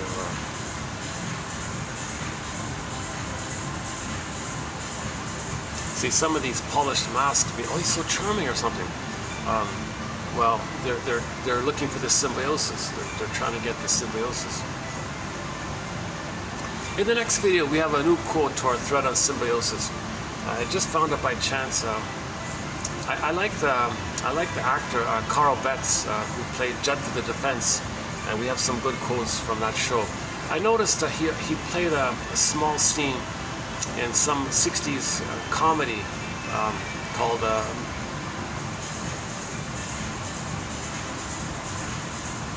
Love American Style, right? I think I ran for a few seasons or something. So he played a guest in one episode, season 1, episode 9.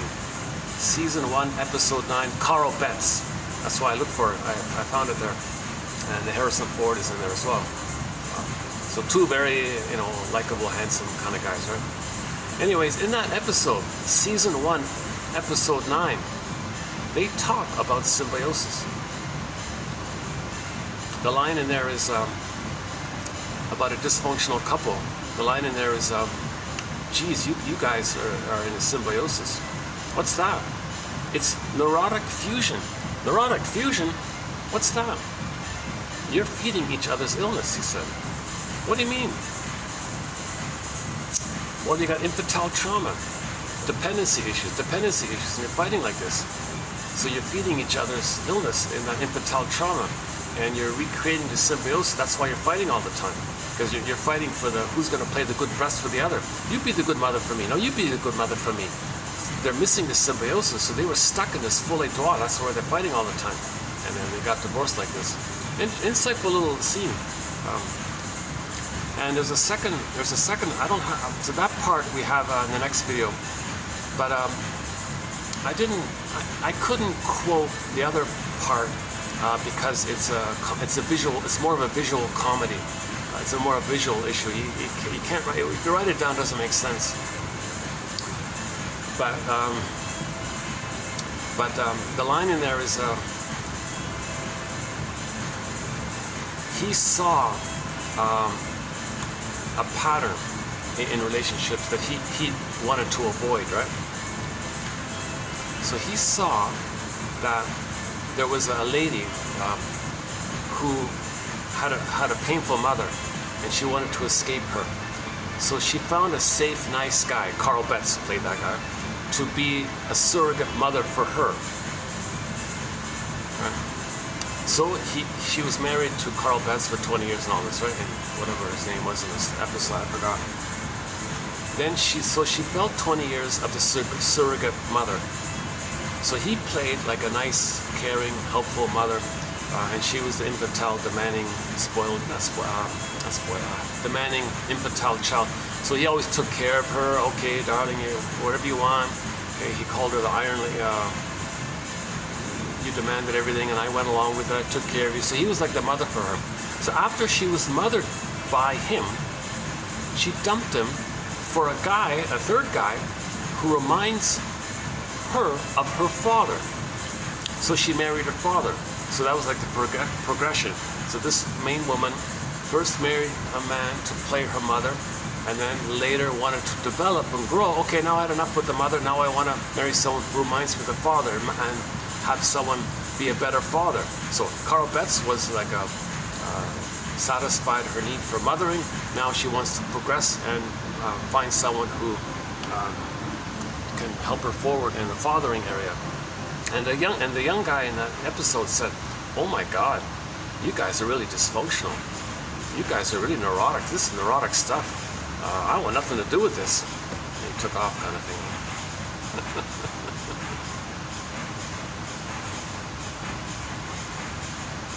The comedy was, I can't do it. You gotta see it because everybody's confused who's who. You're old Oedipal, like the separate to the mother. Who's old Oedipal? Me? No, you. Him? Him? No, me. No, you. You want to marry the mother? Who? Me? No, her. Her? No, her. It was like a who's done. It was like a who's on first kind of thing. It was this funny. It was this comic little flipping around. No one knew who was what in the interpretation. And finally, the line is, "I don't want to be like you." Who? Me? No, you. No, him. Me? Why? Let me guess. You're divorced and alone, living in a small room. That's right. I drive a 4-cylinder. I don't want this outcome for me. I'm out of here. Because the guy was going to marry that woman's daughter, who was the carbon copy of her. It was an intergenerational trauma. And the young guy, Harrison Ford, was going to be he was like a carbon copy of Carl Betts. He's just like a younger version of him, just like a time warp thing. So it was like a dual. It was like the past is the present, and actually Ford was like voicing for Carl Betts in the past. So as Ford is speaking, Betts is saying, "No, that's me talking." Like he's talking for me, as a proxy for me. So you're getting this interpretation. It's a very clever scene. It's I imagine. I don't know if I didn't know that show had some the occasional well-written ones. And we another gem we found was Happy Days, season by the same director, yeah, Mr. What's his name, Marshall, Gary. Happy Days, season 11, episode 14, called "The Spirit is Willing." When the Fonz buys a haunted car. That's a very good episode. That's a very good psychologically minded episode. Jam-packed with psychology. So I did a run through it of it on the YouTube channel. It's the one with me holding the stray cat on my shoulder. That one there. I forgot the number. TQ something. About 2 weeks ago in the park. I did that in the park. I ran through that episode. Or better yet, just see it for yourself. Happy Days, season 11, episode 14. Now we got a new one. The 60s romantic comedy called Love American Style. Season 1, episode 9, entitled Love and the Former Marriage or something like that. With Carl Betts and Harrison Ford, right? So I had a funny thought about that because that actor talked about all this psychology, and then in real life maybe didn't follow his own advice. I don't know.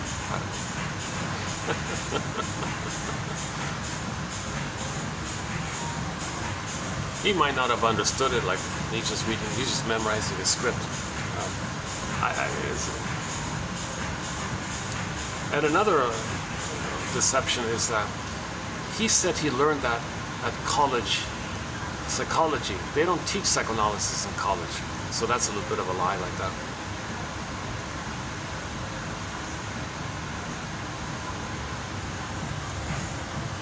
Got off topic here.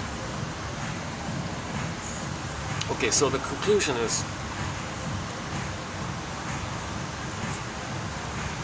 she combines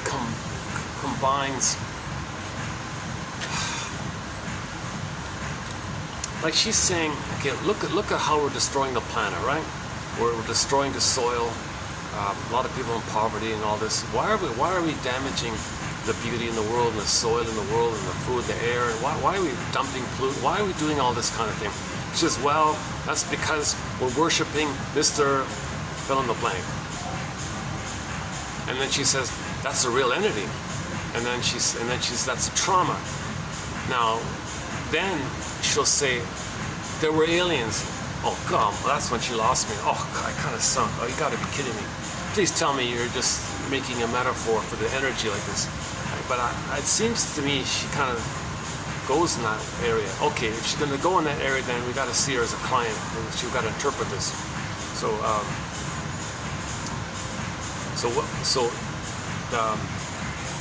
If you're going to,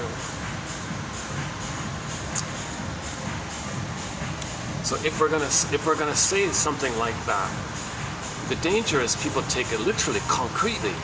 Because people with trauma take things concretely. Oh, really? It's some fixed thing like that? And then you feel hopeless, like you feel, geez, well, what does anybody do with that? No, so she's causing more harm in a way. Although parts of her book are quite helpful. So the helpful parts I'm going to read here in a minute. But the overall tone, I think, is more hurtful than helpful. So that's why you got to pluck out the helpful parts and throw away the rubbish, right?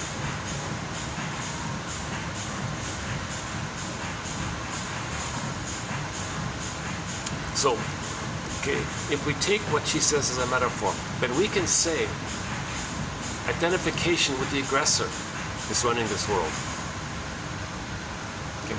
Then you can say, okay, well, how do we describe this energy involved in it? Well, the energy reversed around. The LIVE, the mother didn't let the baby LIVE. The baby had to identify with the aggressor. Okay, the mother took away the baby's LIVE. Then they go through life always taking away, rejecting other people's LIVE. Now you reverse the letters. Now you say they're doing the EBIL kind of thing. And then you go look at the energy that's involved underneath this. It's a normal energy, but it got in service of the need, paging Dr. Bowlby, to serve for the attachment. Because the baby's got to survive, it's got to attach. Okay, so that's why the energy turned for the attachment needs and the desperation that the baby's got to have a mother. Okay, back to Fairbairn, paging Dr. Fairbairn. Baby's life force is object seeking. All the baby's life force, all of his energy is to find the mother, attach to the mother, have a connection to the mother. No baby can make it on their own like that. So, but the mother hurt him. So he identifies with her, then hurts others. That behavior is the reverse, EVIL now. Then you got a whole bunch of people like that.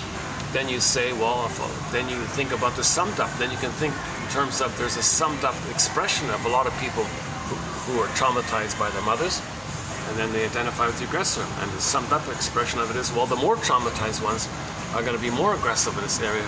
Then they might say, well, how do we explain this? Who's our mother? Okay, well, personify the energy, okay, of Mr. Gloom. Call him whatever you want, Mr. LUC, Mr. SAT, Mr. DE. Okay, make some kind of image like that. Oh, we worship this, or he's a worshiper of this. He followed rituals for this. Okay.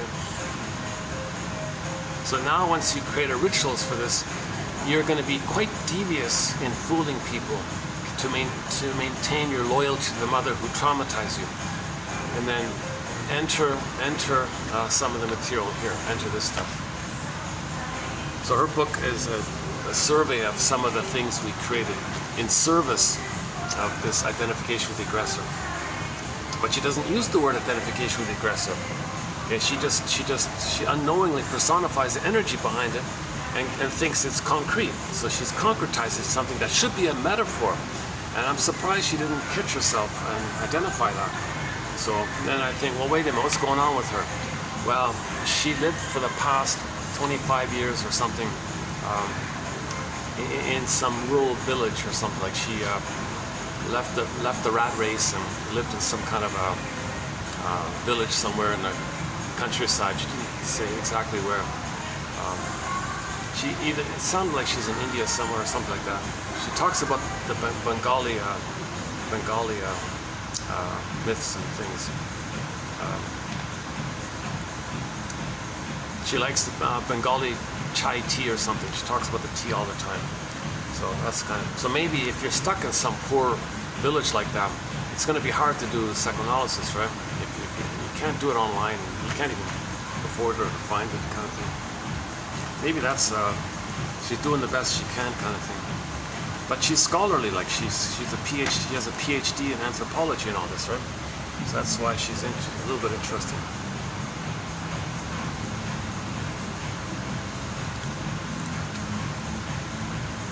Okay, so roughly 10,000 years ago, there was an accident. Okay, we accidentally traumatized ourselves by the overstimulation of the serotonin released by our discoveries. Okay, then we went from village to pillage. So I'm going with the temporary theory that we accidentally traumatized ourselves into panic to get the serotonin that we got by the discoveries. So babies are traumatized for the end to pillage to get the serotonin. And then you create a system, you create systems to maintain this. Okay, then that's all it is. We're just stuck in this repetition compulsion of this chase for the serotonin. Okay, so again, serotonin means if the person feels safe, the brain sends serotonin. It's a good feeling that the brain sends the person when the brain perceives the person as being safe, they get serotonin. Now the baby gets a normal, regular ability to a regular normal release within his own brain chemistry, pharmacy, whatever, when he's loved by the memory of the mother. Then he has a wiring, then he gets a natural, healthy, sustainable flow of normal serotonin that goes on within naturally like that. But if the mother hurts him, he doesn't get it. He doesn't get it, right? Then he might eat cookies and be in pain and smoke all the time and look for distractions all the time. Okay, so I'm still going on with the basic theory that roughly 10,000 years ago we had all these discoveries and all this. Now with the discoveries of farming and agriculture and all this, our brain said, well, all this food. The brain said, well, that's a lot of surplus food, surplus safety. Then in correspondence, you get the extra serotonin. A serotonin that's over and above the normal amount. So then you felt extra safe or something. But that extra safe feeling was dependent on the external accidental discoveries. Then when that wore out, you felt less safe. Now when you feel less safe, you might think, in comparison to how you were previously more safe, you might panic and think there's danger. So then dopamine for the chase. So now you want more food, like you want more land like this. Okay, enter pillage. So to get the serotonin. Now how do you pillage? We're all nice to each other, we're all one family. What's going on here? Babies are loved. Babies, we don't treat others like this.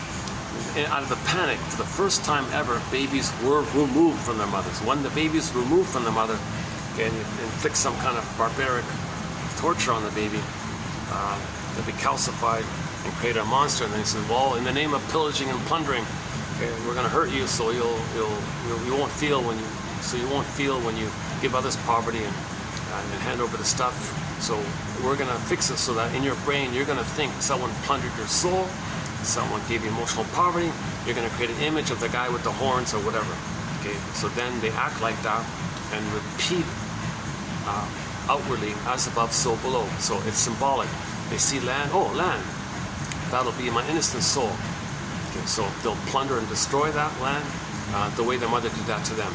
Okay, the mother gave them poverty, they give others poverty. Now if others are in poverty, then they'll hand over the stuff, because the baby felt that he had to hand over his soul to the mother who did that. Now you're stuck with this kind of guilt, debt, whatever you want to call it.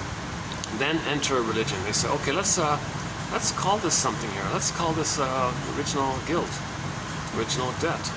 Okay, so because you're always handing to the mother, it's like a debt. It's endless. It's insatiable. When the mother plundered the baby's soul, okay, he's doing a broken record. It's endless. It never pays off. It's timeless. It's an infinite loop like this. So then they created. Oh, well, there's an original. Let's call this some kind of primal debt. Let's call this some kind of infinite debt. I see guilt. I got to pay the mother all the time. You got to act like her. Now, you find proxies to play you, and they got to pay you the way you paid your mother. So you're paying your mother infinitely. You want others to pay infinitely because others are you. So how do we systemize this or spread this or something? Enter religion. Enter religion. The power and fuel of religion. So we're only talking about when religion is a tool of the pillage. The power and fuel of religion is abstract deceit, a kind of crookedness. This is much deeper than the cliche, the opiate of the people, unquote.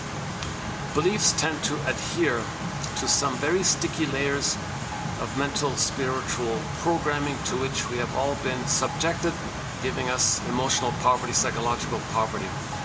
Religion, quote unquote, is an incredibly efficient device of mind control. Its core motif of crookedness has acquired even greater skills and power in the art of deception. The crafting, for example, the crafting of quote-unquote original debt, guilt, sin, whatever you want to call it, so original sin, okay, as the wrapping for debt. Okay, in German, debt and guilt, it's the same. Okay, so the sin is the guilt, debt, same, all same stuff. So this as the wrapping for debt. An evergreen, quote, original sin for death and sacrifice is a brilliant device of mind control. A cunning trap that locked humans into a debt that can never be repaid. Repetition compulsion. It's timeless. It's infinite. It loops around. The baby's brain doesn't know time. The lizard has no time. That's why it's infinite. It can never be paid. Because all time is that time. That's what they mean. The fact that debt has continued unabated historically and into our postmodern times speaks of the power of those ancient, perversely religious roots imprinted into the intergenerational mind, reinforced by the slogan original sin, okay, original guilt. Okay, now you can blend into this, but the baby feels defective and guilty because he couldn't save the mother. Now he feels original guilt, okay, unconscious guilt, the labyrinth of the guilt complex. Okay, the baby thinks that it was his job to save the mother. Everything's love or a cry for love. When the baby comes out and mother's hurting him, baby says to the mother, "Mother, you're not loving me. I'm going to interpret your hurting me as your cry for love. Mother, I want to get along with you, so I'm going to save you. I'm going to fix you. I'm going to cure you. I'm going to heal you." He can't do it. He fails in his task. He feels guilty. Something wrong with him. He's defective. Unconscious shame. Unconscious guilt. So they co-opt the psychology and create a soul called original sin. Right? But that's code for the camouflage for the underlying issue. So they never tell you the underlying psychology. They only peddle the slogan. The countless paradoxes in the dogma, the contradictions between the dogma and the behavior of the institution. These are parts of an arsenal of deceit to permeate the vulnerabilities of human psychology. It's going to permeate the vulnerabilities, okay, of psychology. Inability to know ourselves. The straw man has no brain. The tin man has no heart. The lion can't feel his embodiment.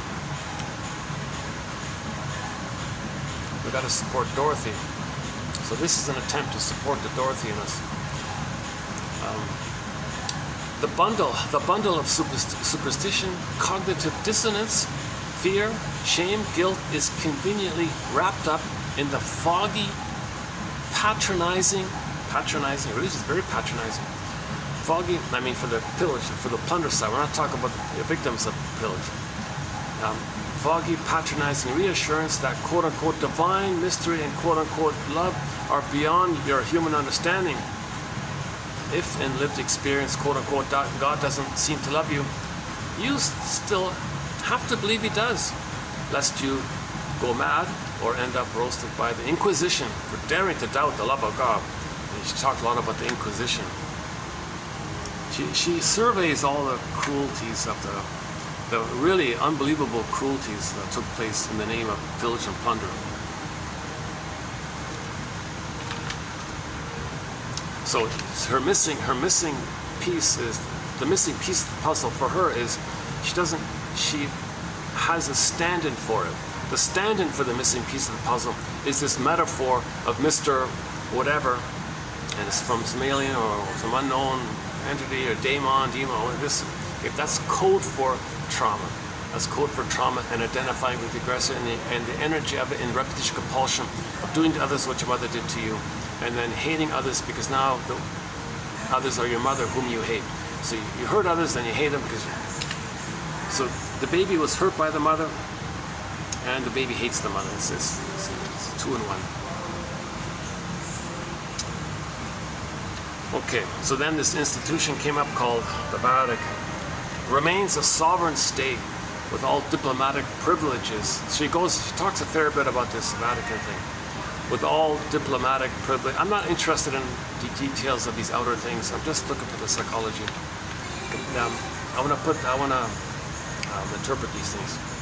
With all diplomatic privileges and representation around the globe, as well as a rich network of connections, interests, influence, and intelligence worldwide. Okay, she has this big debate about who's running things. Is it the world? Is it the IMF? Is it the BIS? Is it the World Bank? Is it the Vatican? Is it the big this, big that? You know. Okay, so back to this one. Its considerable interests, financial interests, legal, illegal, and the overall size of its wealth. Nobody knows about it. It's not open. Okay, so they give themselves immunity because the mother had immunity. It was never wrong what the mother did. When the mother hurts the baby, no one says, no, she has immunity. She's free. She's never guilty. She traumatized the baby. She may abuse the baby, even in the womb at birth. She does all these hurtful things to the baby, calcifies the baby. Okay? Imagine the mother hands the baby over to someone who puts them on a torture board and does that barbaric CR priest calcifies them. The mother and the guy who did it, their immunity. So these people grow up to give themselves immunity, and they're the angriest ones, so that they have the most aggression. The greater survival. The amygdala is too flared up. The survival brain is too flared up. The chemistry is too flared up. And you got epigenetics or something, then it affects your genes, and then the kids get it or something. Intergenerational trauma. That's one theory. The Vatican is also considered to be a probable participant in the shadow of government. Okay. I don't want to get into this kind of thing. And okay, so she talks about the famous private, the banking cartel. Who runs the banking cartel? She says it's these guys. It's the cardinals. These guys run it. So she's trying to sell the link between religion and the banking and the military. She's trying to link it up like this. So she's trying to emphasize the link between the cardinals and being the boss, being the rulers over the banker crew, banksters they call them. Ever since the creation of the Fed in 1913, it has had, oh yeah, and if somebody tries to challenge it, okay, we know the stories about it. Okay, so let's not go there. Okay. The trickster capacity for money to be both real and false is purposely never taught in school. Our unenlightened parents could hardly enlighten us either. So part of the trauma bond is that the baby's confused. He's hurt and confused. Okay, he identifies as aggressor. Then they hurt and confuse the population. So if the population is hurt and confused, okay, that's code for that the people doing this are hurt and confused, that they were hurt and confused. It's a communication. They're trying to communicate, but they don't have words. The scarecrow doesn't have a brain. They do, their actions communicate.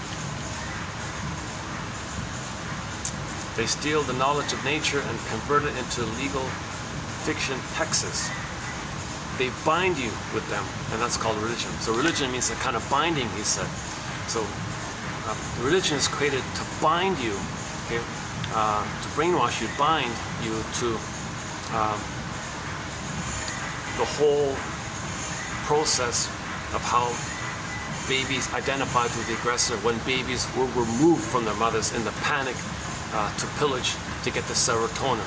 So this whole system, this whole dynamic, you invent religion to systemize it, and then everybody's bound to it because religion peddles your unconscious guilt. You couldn't save the mother. You feel debt to the mother. You feel guilty to the mother. In German, guilt and debt are the same word called Schuld.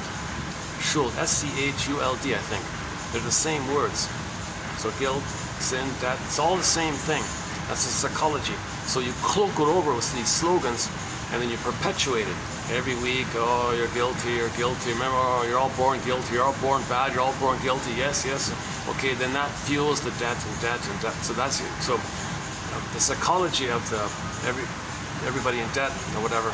Okay, it traces to the baby feeling guilty that he didn't save the mother. Okay. And the repetition compulsion of shaming others the way his mother shamed him, and the timelessness of it, and that's why guilt is never paid off, kind of thing. Because it's, again, that part of the brain doesn't know time. Iguanas don't know time. That part of the brain doesn't know time. That's why you don't want to have babies traumatized at that early state, because then it's coming. Then that's the source point of it all. Babies should not be traumatized. Babies need love and nurturing. Okay, during the developmental phase. Paradise in uterus, natural birth, Leboyer, Lotus, Klaus and Kennel, okay, etc. And that whole material about the natural birth discussed recently. And then the remaining 3 phases. Birth to 4 to 5 months, okay, extended paradise. 4 to 5 months to 18 months, okay, let the kid be Superman. 18 months to 36 months, okay, now Voyager, let's discover and learn phase. Propaganda knows how to trick the mass mind. For example, the transformation of the odious industrialists to beloved philanthropists. Okay, so what's going on is the BPD amalgam. In that brain, in the mind, things can flip and twist and flop and shapeshift and morph. So you can take a cruel, violent guy who caused the death of millions of people and brainwash the people to admire him and worship him. Put him in a beautiful house. And then people admire him and, oh, how great you are. That's the power of in the mind. Okay? A person can do propaganda, rhetoric, because they draw on this primary mentation world. Okay? This mentation world can flip and twist and flop and shift. And, okay? It can do all these things. So that's why that's the source point of the ability to sell things and propaganda things and PR things and deceive things and Okay. Now, Grotstein calls it the BPD amalgam. Okay, this in the mind that captures this chaos like that. It allows the person to do hall of mirrors, house of mirrors. Now you see me, now you don't. Shape shift, morph. Okay, double think, flip flop. Okay, that's the BPD amalgam. Okay? It's all survival anxiety. It's there because the person cannot feel the pain of what the mother did. They are the mother. How do you feel what the mother did to you if you are the mother and your only safety is hurting others who plays you? How do you feel that mother hurt you if you are her? So there's a real impossibility, extreme difficulty to admit this painful truth. So now this BPD amalgam mind is created. Maybe you can call that Mr. Maybe you can personify this. Maybe you can personify the BPD amalgam as this devious little creature, or Mr. fill in the blank has that mind called the BPD amalgam. So in other words, if you say to a short seller or something, you know, that was hurtful what you did. They're just trying to survive. They're like a baby trying to survive at the painful mother who's hurting him. They're just thinking in those terms. They didn't reach the place of empathy and love and care and feelings for others because their feelings are calcified. And if they're traumatized, it's even further calcified. And and he says, when you do it over generation, and you hurt people more and more, they become seasoned to this, she said. Like, they're more calcified in number, and you maintain rituals around it to make people, like, that's the Jepidar metaphor, Star Trek, the Jepidars. They were born to be calcified and numb and not care and not feel. And there's a lot of little clues about that story about the Jepidars. So some people are born like that. So this woman's theory here, oh yeah, thousands of years ago, these aliens came and selected some people and traumatized them very badly. And these aliens said, you know, we want to plunder this planet, but the conditions aren't good for us. But we still want to plunder it. So okay, we'll find some loose people. We'll traumatize them. Give them some of our alien advanced thinking skills, whatever. Infuse it into them. We'll take off, and they'll just continue for us. And what an absurdity! What an absurdity! She's read a lot of science fiction. She's read a lot of conspiracy theories. She's read a lot of alien stories. She's read a lot of horror. Maybe she likes heavy metal. I don't know. Maybe she's put it all together and created some fantastic novel. So maybe she's just trying to survive. Maybe she's just trying to make money. She's created a very sensationalistic, highly evocative, semi-best-selling novel. Everybody's interviewing her. People are calling her. We want to interview you. She's got a long list of people calling her. She's got a long waiting list. People want to interview her. I know she's got a long list of interviews like that. I listened to a little bit of it, and then once I got to the part about the aliens, she lost me. You know. So I thought, well, let's finish. Let's at least interpret the part that I read. So maybe she's just a survival because Miss Kremen, what's her name, Suzanne Kremen, said that she used to work in the publishing industry, and she said that she gave the anecdote that all of the members of this famous publishing company went on some kind of retreat, and the owner of the thing asked everybody to write down their mission statement, your passion, what is your desire, what do you want to accomplish in the publishing industry, what's your mission or your goal or something. And most people probably wrote down they want to enlighten, they want to help, they want to share knowledge, something like that, I'm assuming. They all wrote it down, and then after they finished, he told them to burn it. And then he pulled back the screen, the curtain or something, and there was this massive dollar sign on it. That's who you serve. That's your God. You don't like it, get out. We only make money here. Okay, so this is, she said, she and everybody else in that room sunk inside. They died inside. They wanted something meaningful. They wanted to contribute, a lot of them. Maybe someone said, fine, I don't know. So maybe she's sort of influenced by that. So that reminded me of that. Maybe she's just thinking, I gotta survive here. I gotta make money here. Like that dollar sign slogan, the god, the money god, or whatever they call it.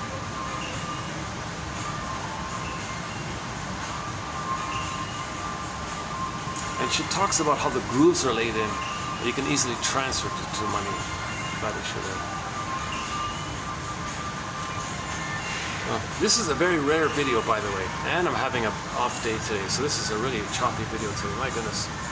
This kind of stuff is almost me. I never do this kind of material. This is like the first. I think this is like the first time I kind of entered into this kind of material. It's just by accident that I found her book. I was reading something about birth trauma, and that person led me to this.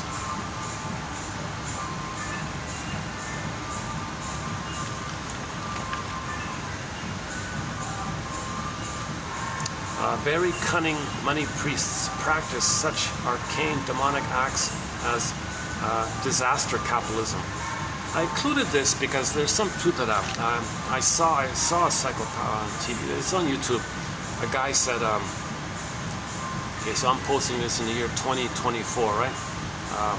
Between 1999 to 2022, there was a 3-year thing going on. Some bad flu, some new bad flu was going around, and old people, it was affecting older people mostly. And this guy said, one guy said, I'm assuming has interest in it, he said, oh my God, are old people dying because of this flu that's around?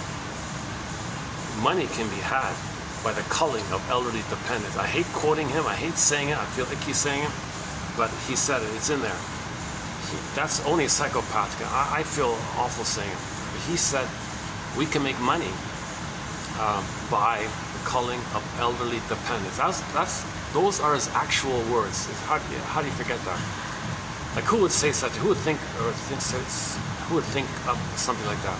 That's how callous and cold. So he's a good example of making money off disasters. And he probably promotes it, probably has shares in it. Very cunning priests, money priests, practice such, etc. Disassociation is a huge part of all this. Disassociation as a spiritual ailment, what indigenous people call soul loss. So the baby lost his soul. When Snow White's frozen, the soul is lost. It's there, but it's lost to the person, but it's still there. But it feels lost to them. Soul shock memory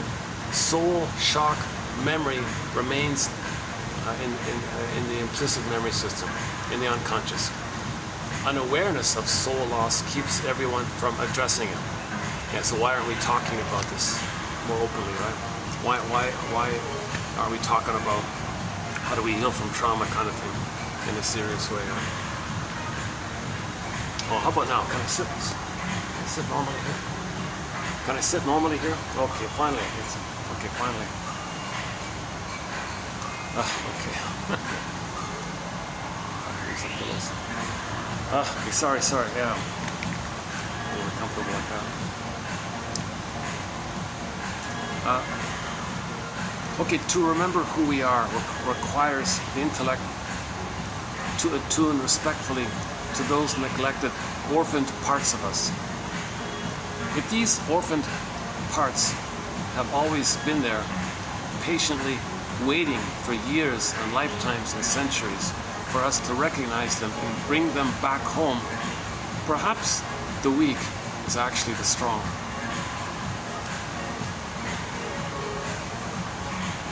So if our soul is frozen like that and still there waiting for us, we can say there's a kind of a strength in that. So we may say our soul is weak. No, he's there waiting for us. There's a certain strength inherent in the idea that the soul is always there. We're not aware of it, we don't know we lost it, but it's there waiting for us. Like Penelope is waiting for Odysseus. So Penelope is pretty strong, right? In a culture with an addiction to more, getting more, doing more, the obvious antidote, so the greed, in a culture of greed and pillage and greed and envy, the obvious antidote is less, doing less. Less is more, as the saying goes. The yearning of the soul is the yearning to heal. So the yearning of the soul is the yearning to heal.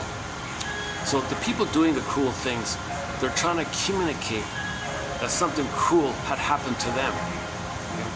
So when the short sellers destroy the planet for a quick buck, they're trying to say and communicate, my mother's destroyed my soul for a quick buck, for a quick good feeling.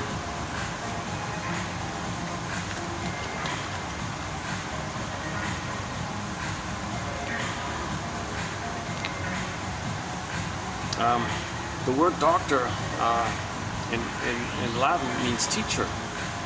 How many present-day doctors teach their patients anything?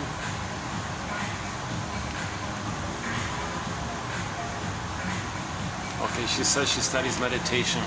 She says, first you take a breath, and then, next, let your body breathe you. Be breathed by your beingness. Let your beingness breathe you. Be breathed by you. Like your consciousness, you breathe. A little tense like that. And then when you relax, allow yourself, allow nature to breathe you. Allow your body to breathe you. Just relax into the breathing. And there's sort of a stillness. And then you resemble the cat who sits there with the poison in a nice position. And there's a physiological health by that. So she practices meditation, all this. I give her some credit. I mean, she's trying to heal. Like, I mean, if a professor quits her career to live in a village, I mean, to like back to nature kind of thing, you know, gotta give her credit. She's in her midlife. She's in the midlife. She's doing the midlife journey. She's doing the midlife audit. She's like Walden, like going in the woods. So this is her version of going into the woods kind of thing.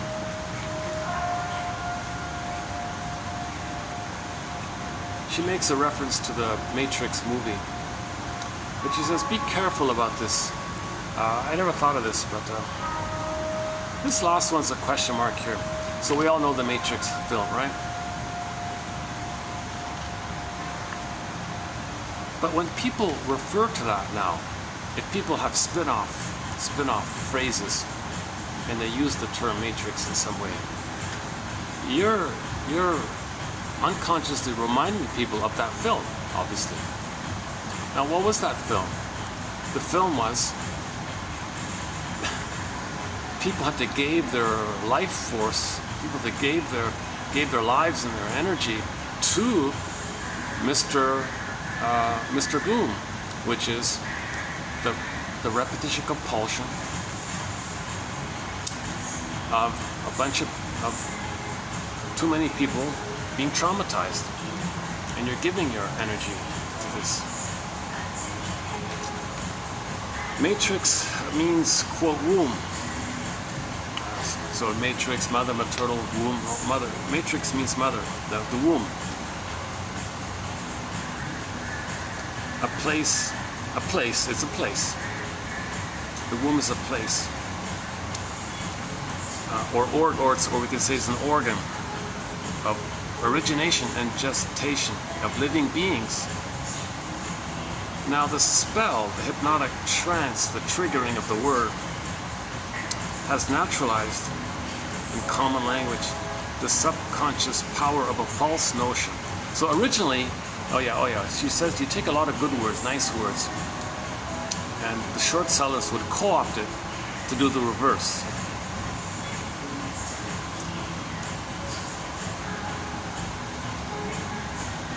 So anything decent out there, it's going to be co-opted to do the reverse. So whenever you think that nice word, you're actually fueling the reverse.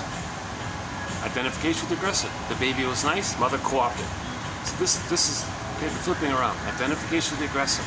All of this boils down to Sandor Ferenczi's concept called identification with the aggressor. The subconscious power of a false notion. Every time somebody says the word matrix now, there's going to be more energy fed to this image from the film. I don't know if she gave examples or not. Maybe I can take that one out. Should we take that one out? Now let's keep it as a question mark for future reference, because I saw that film as well.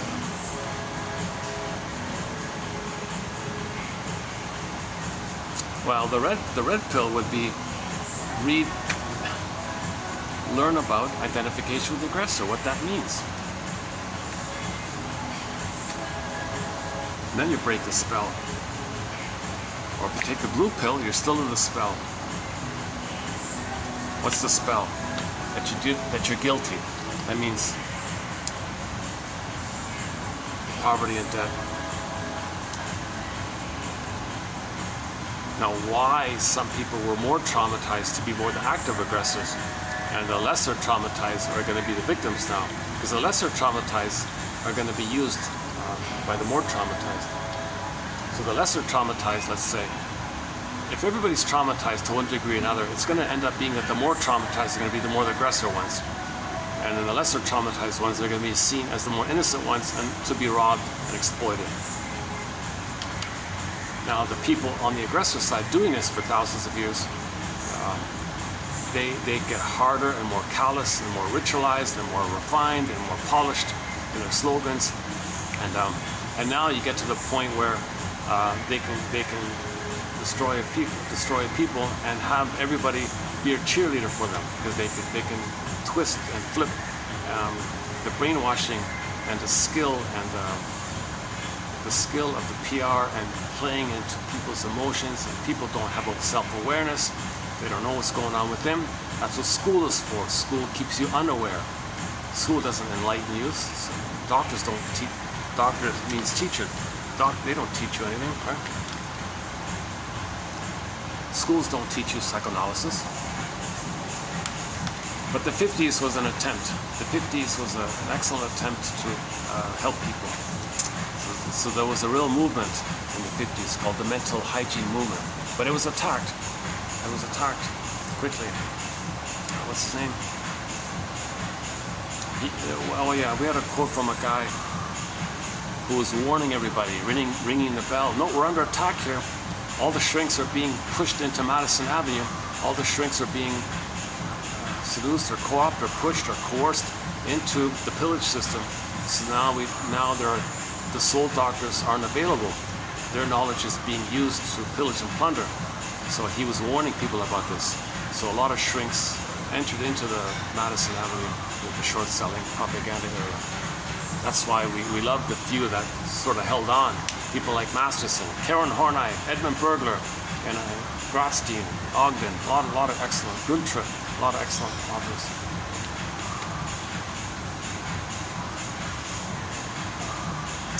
You know, I'm thinking maybe I should, let's see, what time is it? 5:42.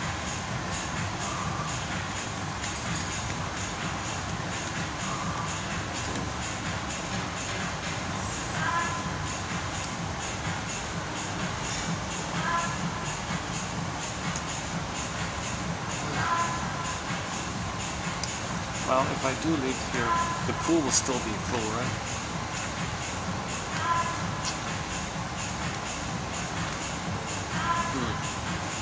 I'm kind of limited to work.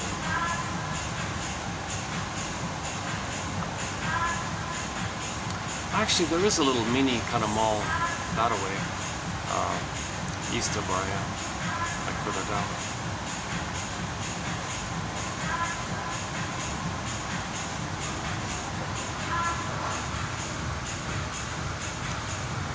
Let's see if this SkyTrain, the next one coming up, if it has Inside Out on it. Let's see.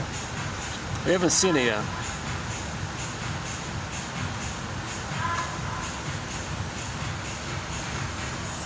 No.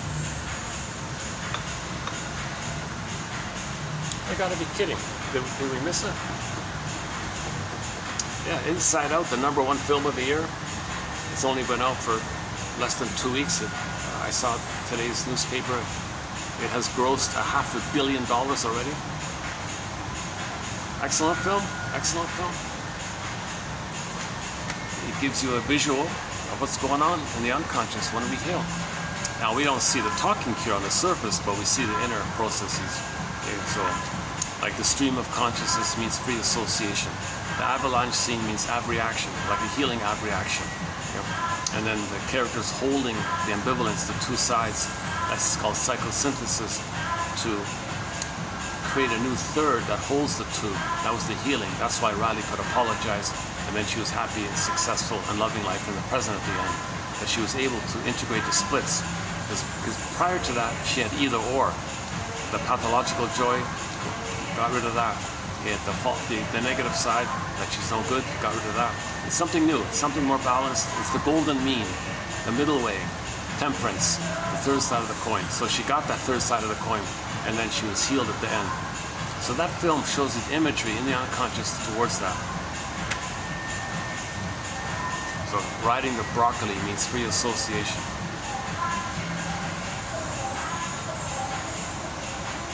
Anxiety means you're preparing for all the old fears that are going to be triggered up.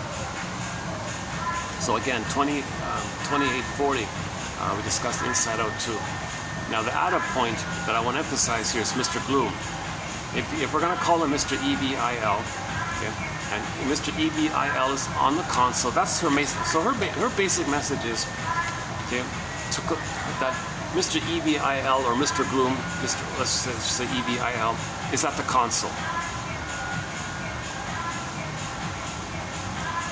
That means they're always in survival mode. They're going to repeat what had happened to them. Find proxies to play them and shame them the way they were shamed. And then see the ones they just shamed as the mother who hurt them to express their anger at the ones they hurt. That's anti-life to others and to themselves.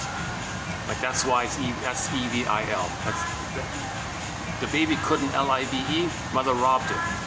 They keep doing that again and again to others. It has the effect of EVIL because no one is supported and nourished. There's no Freudenfreude. Freudenfreude, the joy of other people's happiness. There's lots of Schadenfreude, the joy of people's pain. That's a sickness. So the fact that the English language has Schadenfreude, but it doesn't have the positive version of it called Freudenfreude. You don't hear the word Freudenfreude, says Mr. Berman. I look up Berman about a week ago, J. Berman, about Freudenfreude. He says it's ironic that Mr. Freud wasn't a very happy guy. Missing the E, right? Mr. Freude. So in German, Freude means joy, right? But the Schade means the pain, right? The pain. And Mr. Freud, his name is similar to Freude. Now, people who take pleasure in putting down Freud, they're called Schadenfreudians. Little bit of work for you.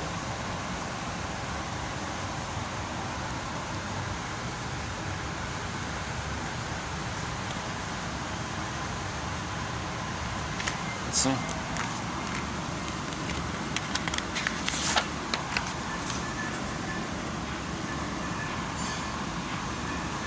Well, I'm not going to repeat this today.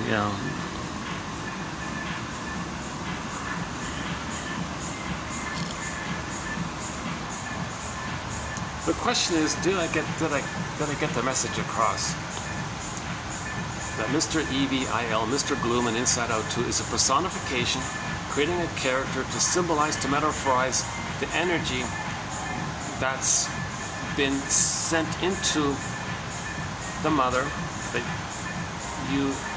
who you are now, and doing to yourself and others what your mother did to you.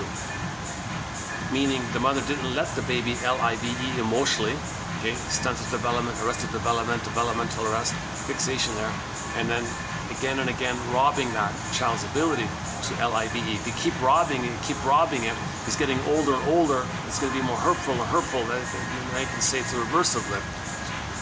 If the child can't live, he's going to be deteriorated. If he can't move forward and live, it's going to get worse for him, right? Doctors say that you heal or get worse, right? And this is innate drive for healing. The yearning of the soul is the yearning to heal. So this narrative medicine is the yearning to heal.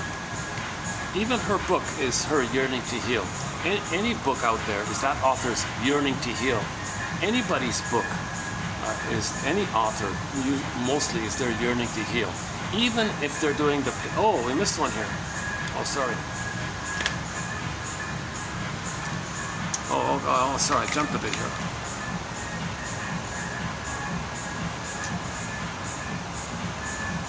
Oh, this thing about the bull. Okay.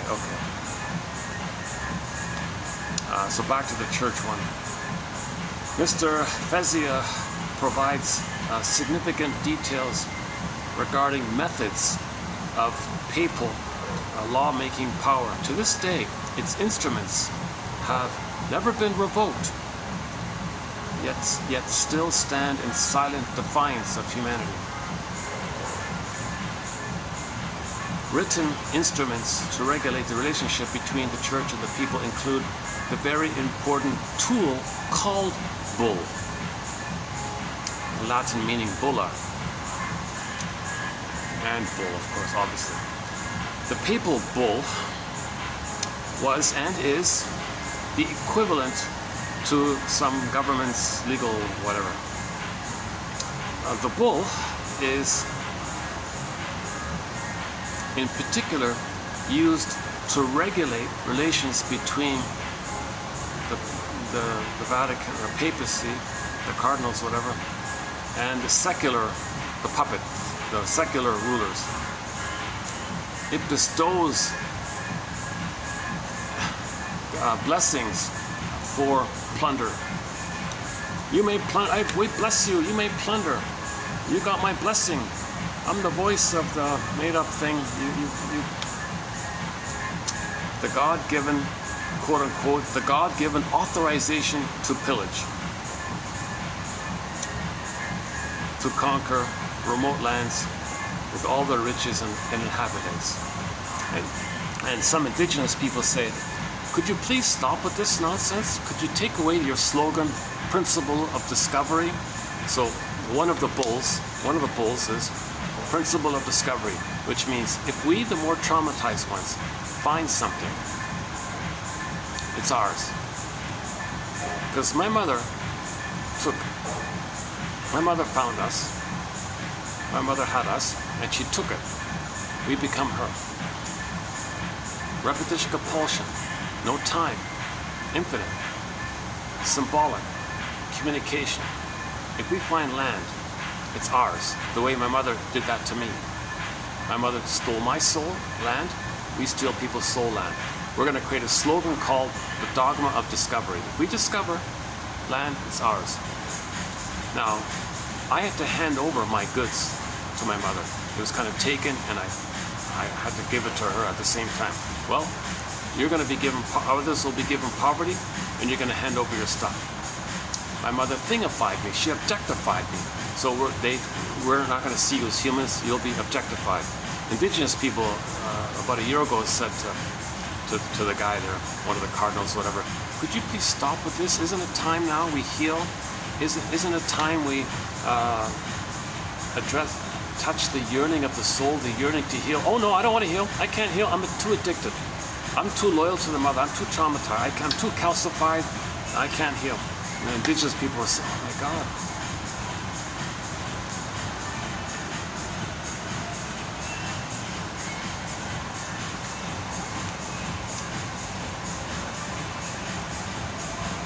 And I saw that clip. I saw that clip on YouTube. Could you please stop with this principle of discovery slogan, which means, and he said, oh no, it's in the book. We wrote it down. Yeah, I know. You wrote that down 1,000 years ago, 2,000, whatever it is. You wrote it down a long time ago. Can we heal now? Let's start the. Oh, we don't want to heal. I'm not being loyal to the mother. You see, so it's as if the more traumatized one says. So Christine Lawson puts it this way. When the baby came out of the uterus and it was there with the mother, and let's say they established like a bond like that. Now normally the baby feels a blissful feeling with the mother, to be one with the powerful mother, nurturing him, and he takes it in like that. Let's say the mother turns it around. The mother enjoys it. Mother says, hey baby, I never got this good feeling that you're getting. I'm going to indulge in it. You be the mother for me. Turns it around. The child fights and says, I got to fight to have my own. Alice in Wonderland, I got to fight to have my own rights. Mother, no, I'm an individual. I came from nature, the great spirit. I'm a person. I'm a person of my own right. Oh no, you're with me or against me? Baby freaks out. Okay, mother, fine. I'll freeze up my soul. I'll calcify my soul to please you so you can indulge in this. So they're addicted to it. The mother is addicted to it. She doesn't have to face mortality. She doesn't have to face healing. She doesn't have to face the pain of what happened to her. She maintains this addiction. So you create a slogan, principle of discovery. Indigenous people are doing the same thing. They're like the child, saying, I have a voice, I want to be myself, kind of thing. Oh no, I can't. The mother doesn't want to feel alone. She doesn't want to feel abandoned. She doesn't want to feel that she has no mother. She thinks she's a goner. So so sometimes the image of the Mr. Fill in the blank, is there a vampire or a clinging siphoner sucking your energy? So that's why they have these kind of images like this. So indigenous people are saying, could you stop siphoning us? Could you can be yourself. You don't need us anymore. Let us free now. Oh no, when I was a baby, I wasn't free. I didn't get love to be free. Yeah, but this is the present. This isn't your nursery. I don't know what you're talking about. Blasphemy. It's my nursery. I only see the nursery. I don't see the present. I can't see the present. I transfer my nursery to the present. Now, when I was in the nursery, I was removed from the mother. It took me away, put me on a torture board, someone said, and inflicted some cruel, violence on the baby. And he lost his mother. He was betrayed, calcified. They traumatized him further to make him tough, give him a thick skin or whatever, so he doesn't feel and doesn't care. And then he's in survival mode. And that's in the name of pillage and plunder. So he's the chosen one to pillage and he's going on like this. And they keep it in the family line, she said.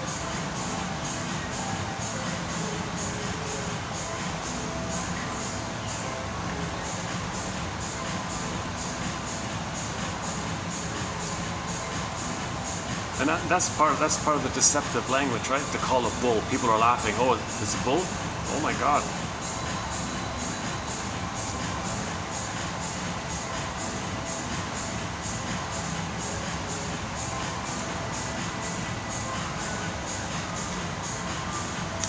So a lot of this rhetoric that you see, a lot of the PR that you see, a lot of advertising and tricks you see, there's like crumbs of truth to appeal to your unconscious, but you don't know it, so you go along with it. Just the way the baby had to go along with the mother. Mother hurt the baby. Whatever harm the mother gave to the baby had to accept it and say the mother's good. There's another nugget. There's sort of another source point. No matter how deceptive and cruel the mother was to the baby, he still has to say, mother's amazing, you're awesome. So repetition compulsion. Lie after lie, everybody says, oh, let's be your cheerleader, you're awesome, you're awesome. So you can see people, one lady's called the cheerleader for genocide or something. She's like wearing almost like as if she's metaphorically wearing her pom-poms. People are cheering for these kind of things. That's the source point of these kind of things. Why are people supporting murder of all these innocent people? That taps in to the baby's brain that he had to say mother was good no matter how much she hurt him, no matter how much she abused him and exploited him. The baby has to say she's good. It's a splitting mechanism. So the arts, the dark arts, whatever, of propaganda is to trigger this stuff up in people. And people go, oh, okay. Indigenous people were saying, well, wait a minute, why don't we heal? Well, we're communicating what had happened to you. None of you are getting it. We're going to keep doing this until someone points it out to us that we're treating people the way we were treated. Okay, fine.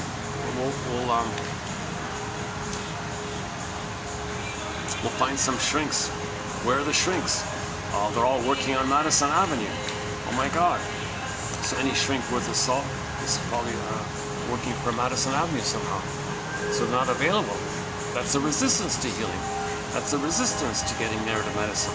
There's no one around. There's no one around who can craft some psychoanalytic presentation to the most traumatized of the most traumatized. And the moment you show some effort to be good, the moment you show some effort to be decent, to helpful, it triggers immense envy. You're being good. I hate good. I was once good. My mother took away my goodness. You want to be nice to me and help me? That's goodness. I hate it. I'm gonna destroy it. That now you gotta interpret that. You see what you're doing? You're destroying the decent efforts because you were decent and your mother took away your decent efforts to connect with her. We're trying to heal you, to connect with you, and you're destroying it. We as above, so below. We recreate to know the past. We're doing things again and again to know this prototype that's laid down. Remember, we all lay down a script in the beginning. We lay down neural circuits in the beginning. We're trying to understand it. I feel like I should maybe get going here. Although the dinner crowd doesn't necessarily come this early. They usually come a little later, right? 6:01. Battery's holding up. Well, I paid a ridiculous. This is the most expensive. This place here. They have the most expensive coffees right here in this place. So I feel like I want to linger.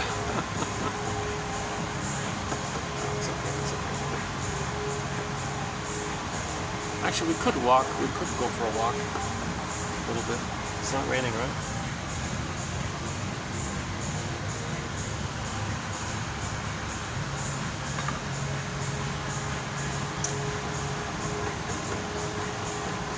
Yeah, okay, why don't we get a move on? Give me a minute to fix the table here for a second. I'll fast forward this video 5 minutes or something. Let me set this.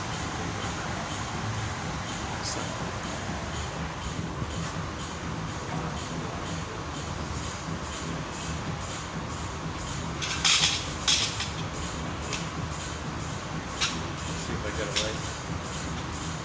Spoon here. Spoon here. Right. There's the napkins in the center. Okay. So far so good. Where's the cup?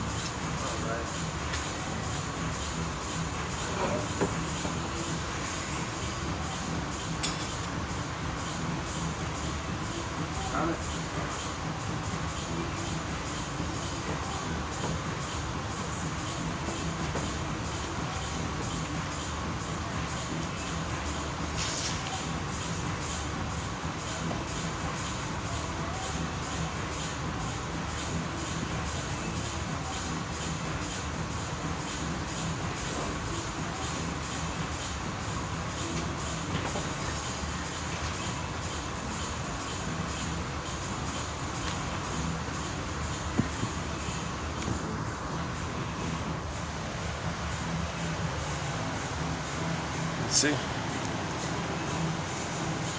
Oh, let's return this. Okay, once again, for the price of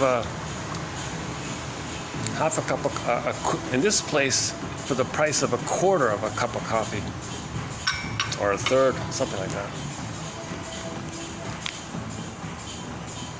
There's a nice painting, yeah.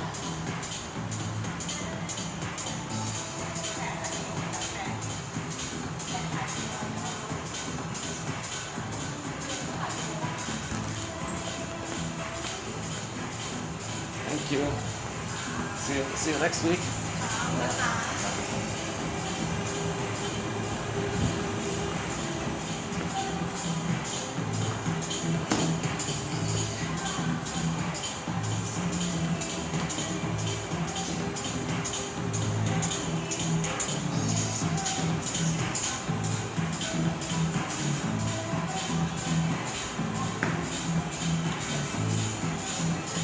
Was I too loud? Was I too loud?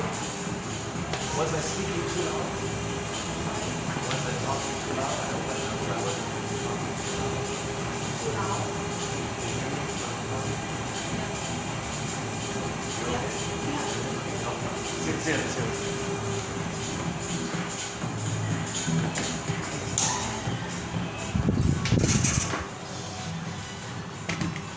Let's try upstairs.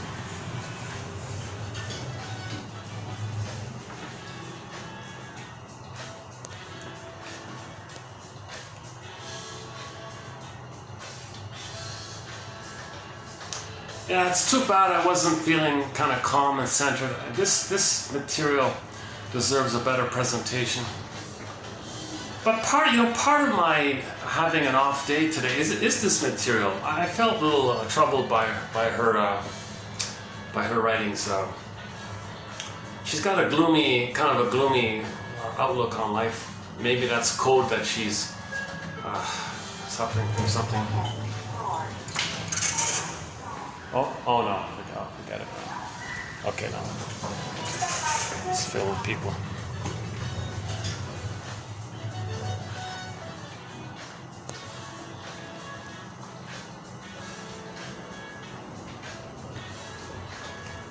I mean, she's articulate and you know, actually she is a little, hold on a second.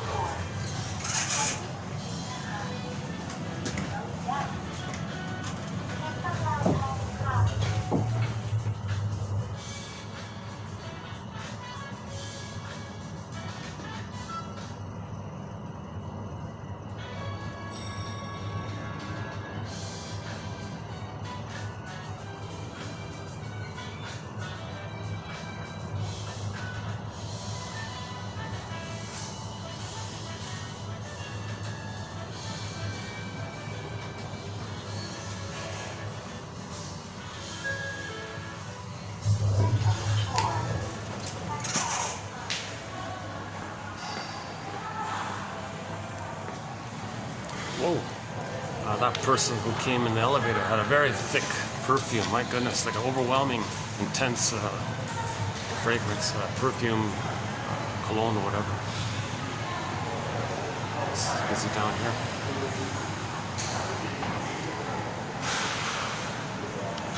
It's nice little place. Can I take a peek here?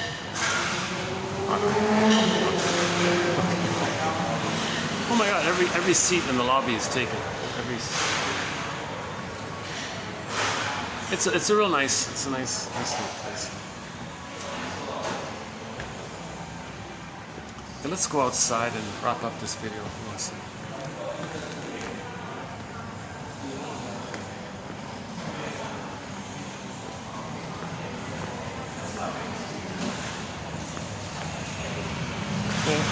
Okay.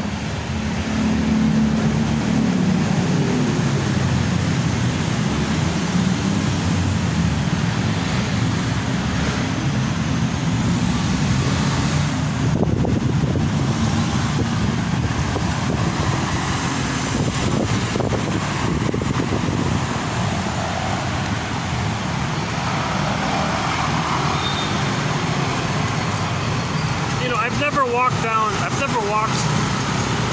the other side. Maybe.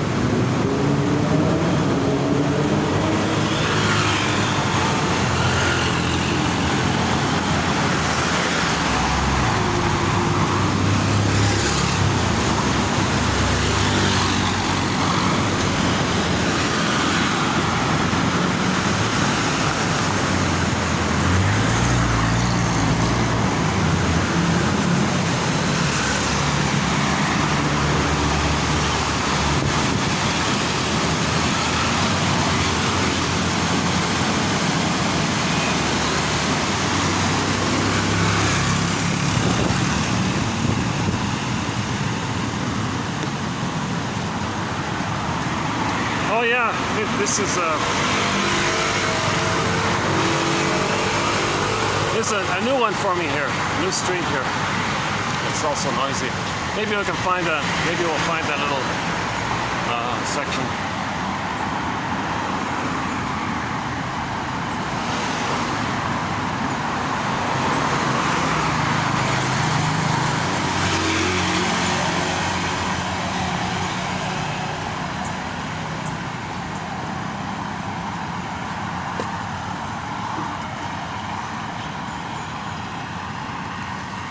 Oh, okay. What about right here? It's closed, right? So my disclaimer once again, I'm not a shrink, I'm not a professor. I don't have a master's degree. Today's batch is extremely unusual. It's like only one. I think maybe that's part of my anxiety with this today's video. I don't really cover this kind of material like this too much. With the one exception being the thing we have called the 48 symptoms of Homo traumacus. So some of this material can actually fit into that part, the 48 symptoms of Homo traumacus.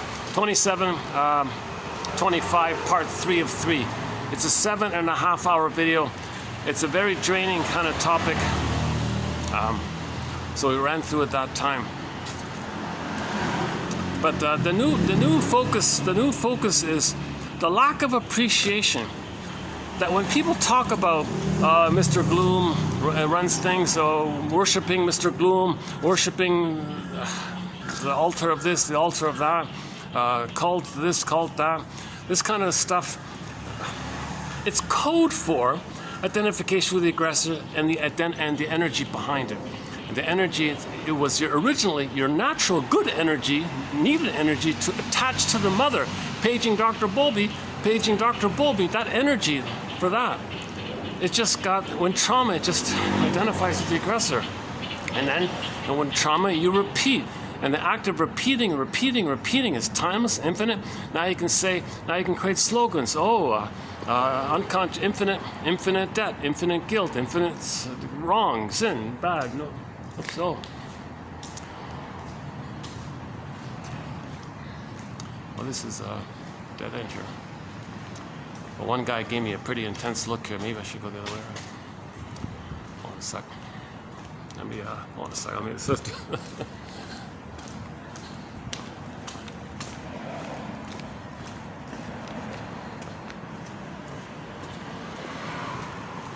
Well, this is a public laneway. Yeah, okay. We're okay. Yeah, this is a. I've never been on this side of the. What is this? This is the south side of the main road, right? I almost never.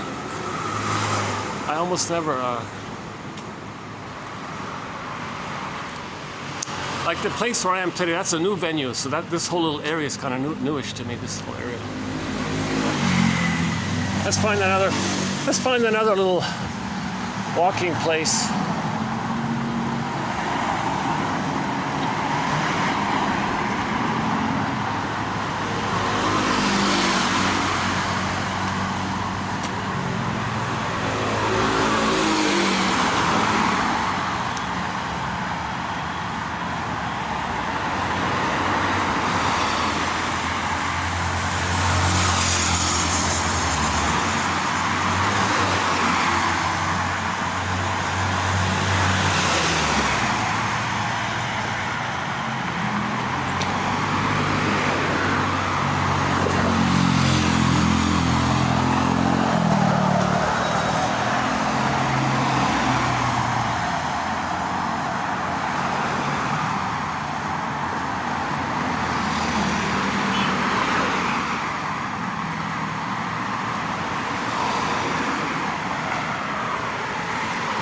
Oh, here's maybe controlled opposition.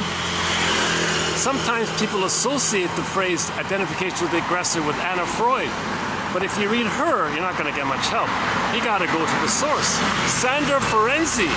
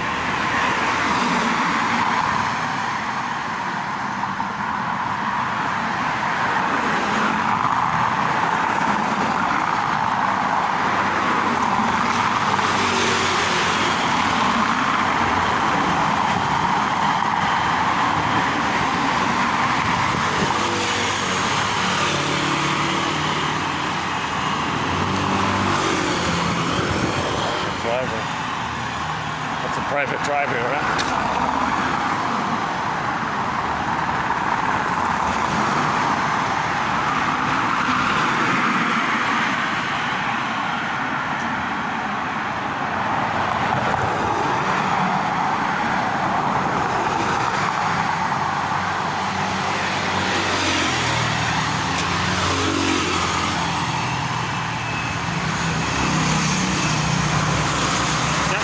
In the next video, get out here.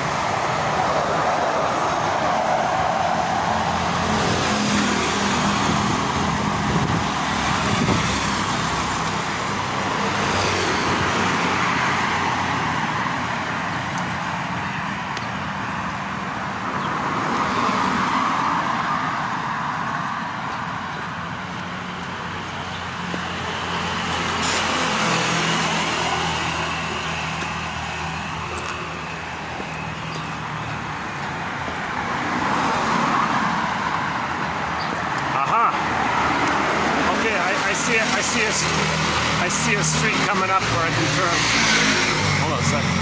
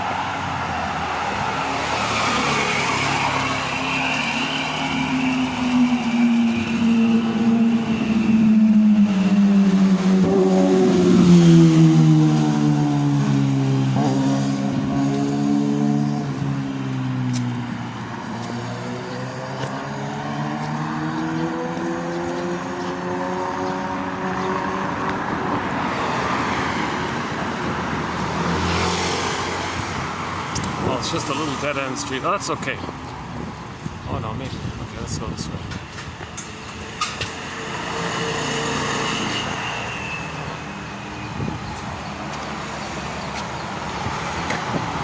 I want to find some quiet little place here. My goodness.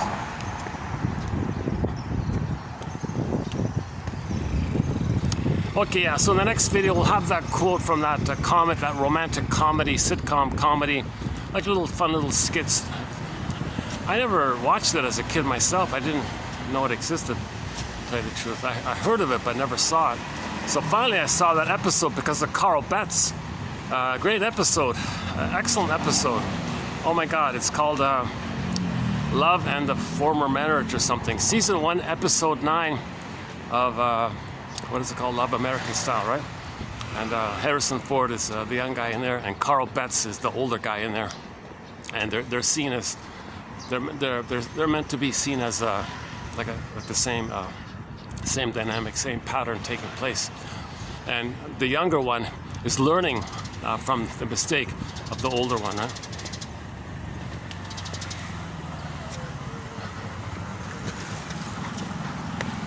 Oh, what's this? It's just some regular leaf snow.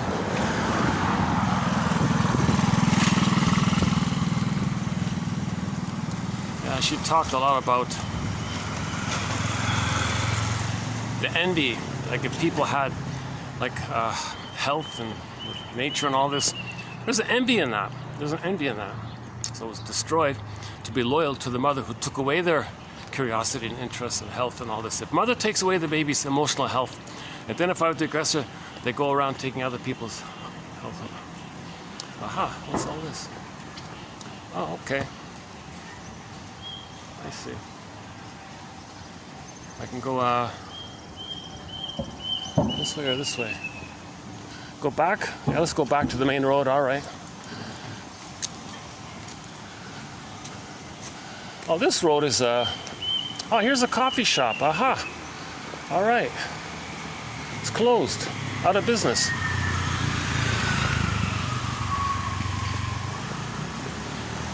Oh, this seems to be a bit of a nicer part here, yeah.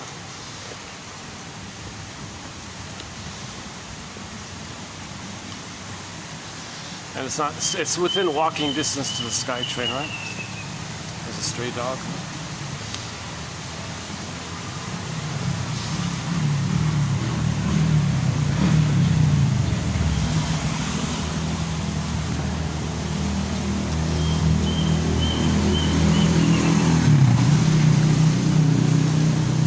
Is that a stray dog or just a family dog? I don't know. Oh, he looks kind of young. He looks a little confused. Hey boy, you doing okay? Alright.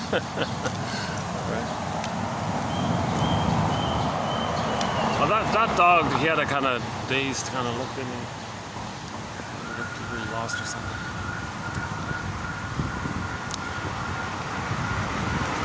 Just in front of me is home decor.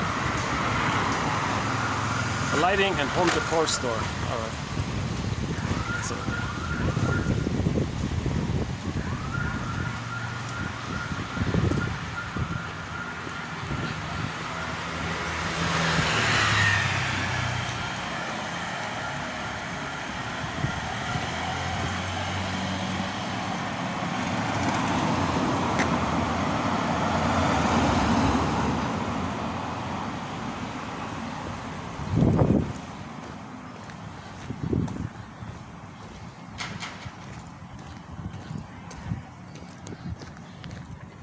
So this sore point that unconsciously we feel guilty that we couldn't save our mother.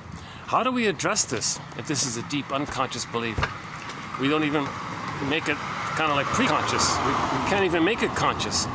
But that's a theory. We have this unconscious belief that we're guilty. No, nonsense.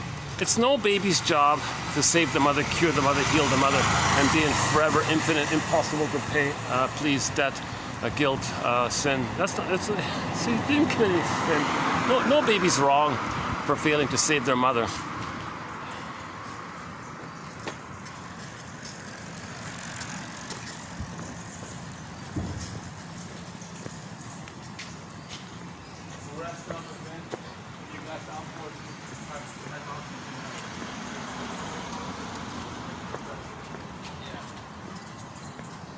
What's this? Aha! Oh, here's a cute little mini hotel here. Apart hotel.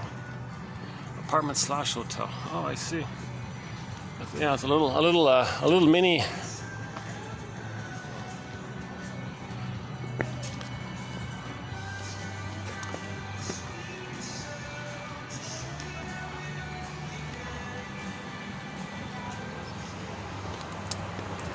Here's a coffee truck, coffee trailer.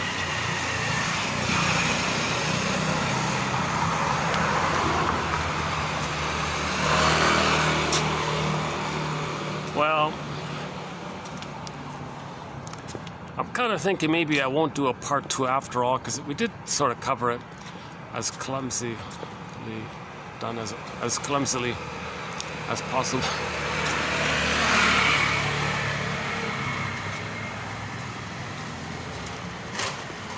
Oh, what's that? Some kind of a... Oh, you're kidding. That's some kind of embassy. Or some kind of a... I can't tell.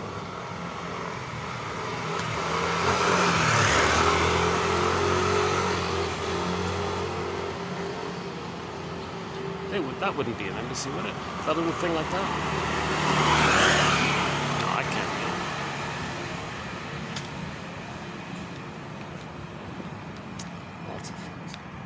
Okay, whatever. Any final thoughts here?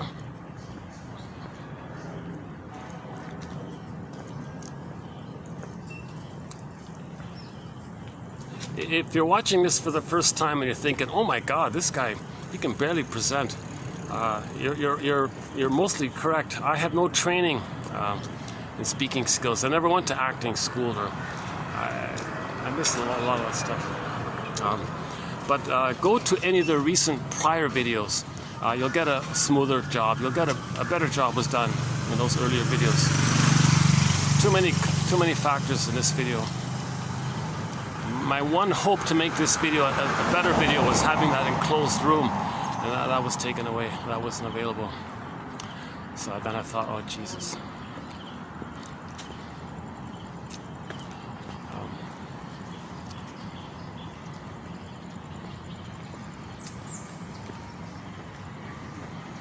Well, surprisingly quiet on this street, eh? Look at that, and there's the sky chair right in front of me, right there. What about this building? Huh. What about this building here? I don't know how much that costs. What the rental is in there. At least you got some greenery. They got some greenery in front of it.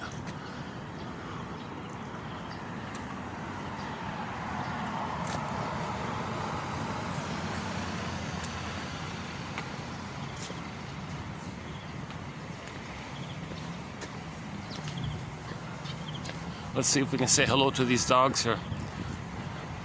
Can I say hello to your dogs? It's okay? Can I get them in the selfie? Oh, yeah, sure. Really? Just to throw, yeah. This This one is more friendly. This one is not as friendly. This one's the more friendlier one? Yeah, yeah, yeah. You want to say hello to the world? Hello. Are they like twins or something? Like identical twins? Not really. Okay, okay. All right, well, thanks for the visit. Yeah. Okay, okay.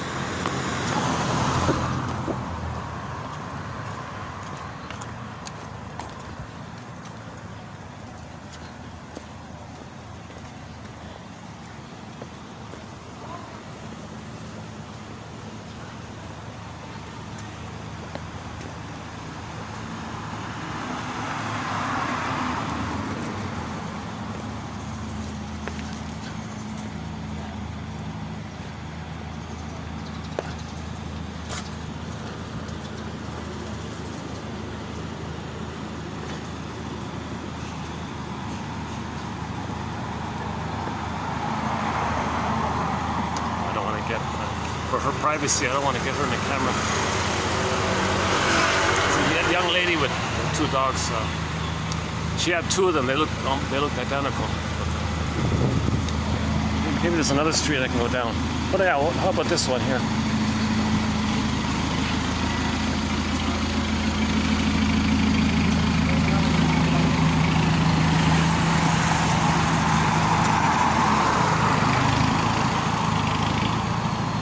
Aha! Okay, let's go down here.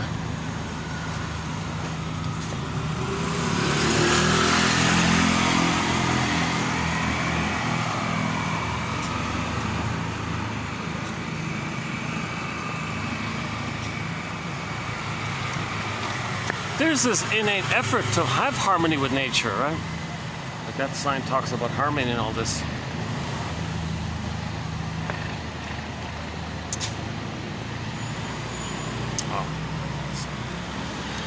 Let's cross the other side here.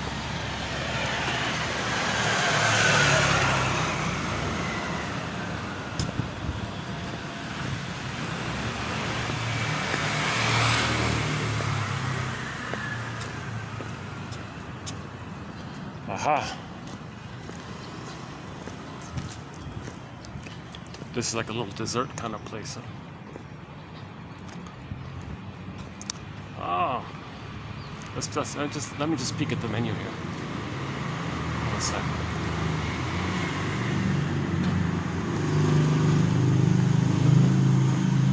Oh my goodness. Oh, you gotta be kidding. Oh my goodness.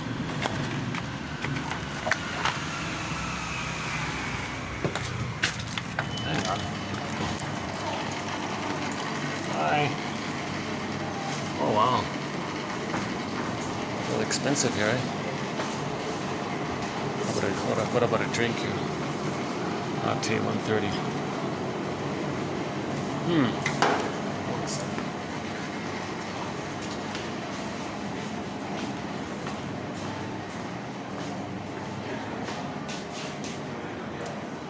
Okay, that's a thought. Yeah, maybe we'll try this place in the future. There's a couple of guests here. And do a video here, maybe. Nice little spot, huh? Got an outdoor section.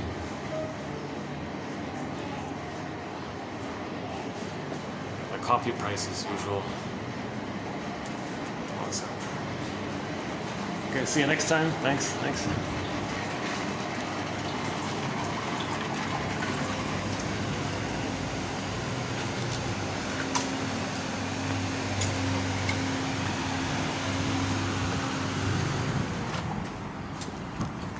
Oh, pet friendly. Oh, you can bring your pet. You can bring your pet here. I see. Well, that's a possibility to do a video here. What do you think? What do I think? Let's see.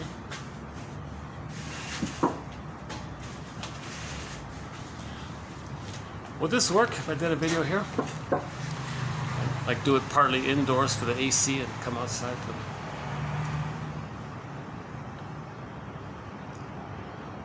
Depends on the time, right? Well, considering all the skyscrapers here, this is like a little mini oasis here, right? Right here.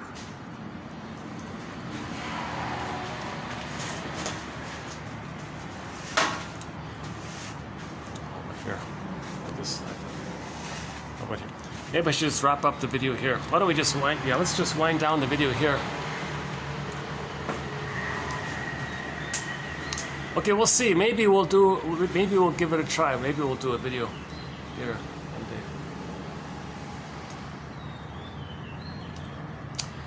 day. I gotta find the right timing when no one's around, kind of thing.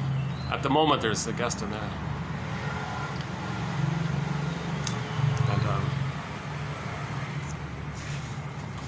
yeah, so once again, this material is for people over 40, right?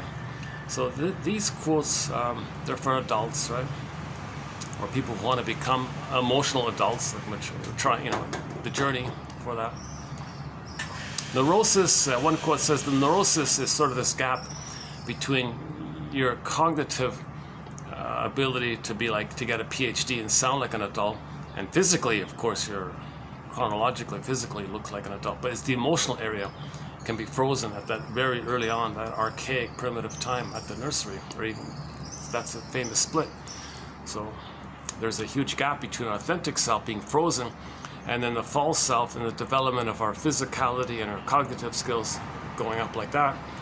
And there's a gap like this, okay, false self, true self gap. And then some people think, well, the false self is my true self.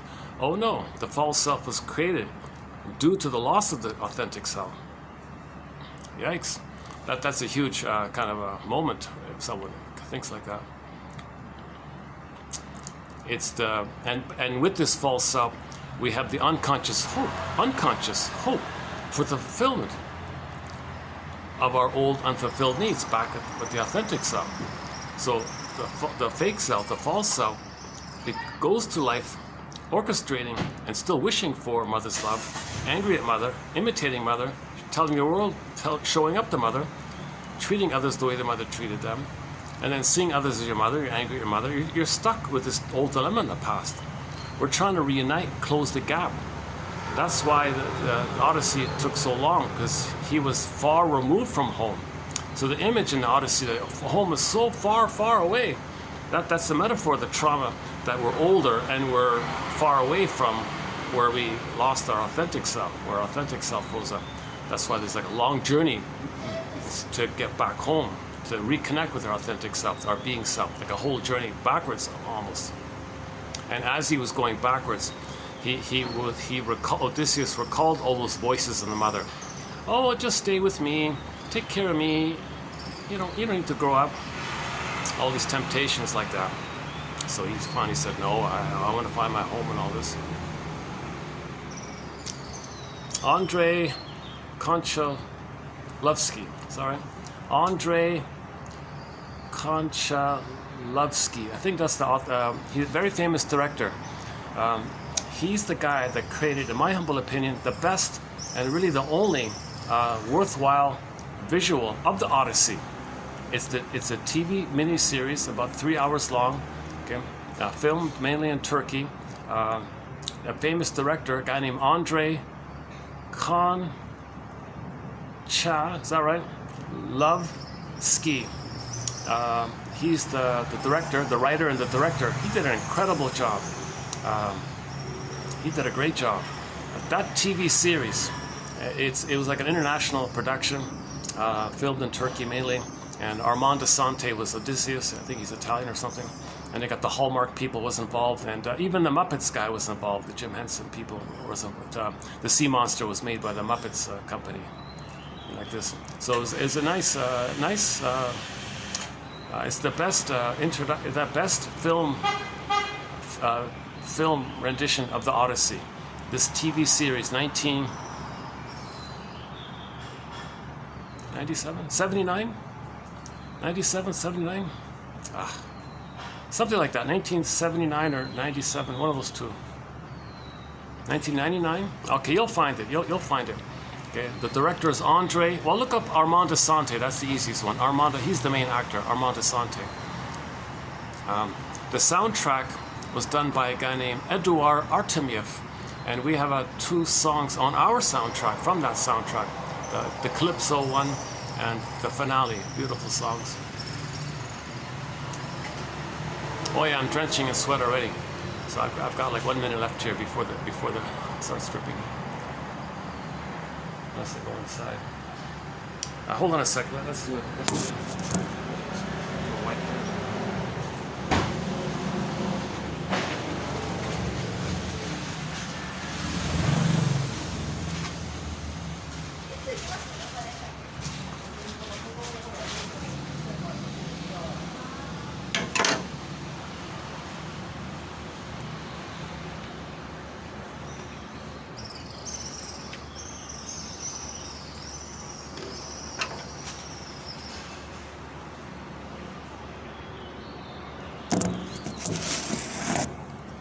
Yeah, these cakes are very expensive in there. My goodness, yeah. Like wedding cakes and special occasion cakes, and they have these little tiny mini things, you know, like for the price. I kid you not, for the price of one little taste of one of those cakes, you can get this encyclopedia. You can get this encyclopedia of insights. Narrative medicine, philosophical medicine, a must-have for everybody over 40. And at some point, roughly beginning of 40, when a person gets that hunch about this gap, about the pain of this gap, this will be an excellent resource to have. And I think the idea is you just scroll around a bit. In 10 minutes, you'll find one, and do that every day. That's like a hygiene kind of thing. So originally, that phrase, mental hygiene, was just a continuation of the idea that long ago, people didn't have much knowledge about physical hygiene. When people got knowledge, they were healthier. So they just applied that. What about our emotions, our psychology, our thinking, our feeling? What about this illiteracy, emotional? We got emotional illiteracy, affect phobia. Oh my God, we need some, like, we gotta maintain, you know. So they say, well, what about mental hygiene, like psychological hygiene, emotional hygiene?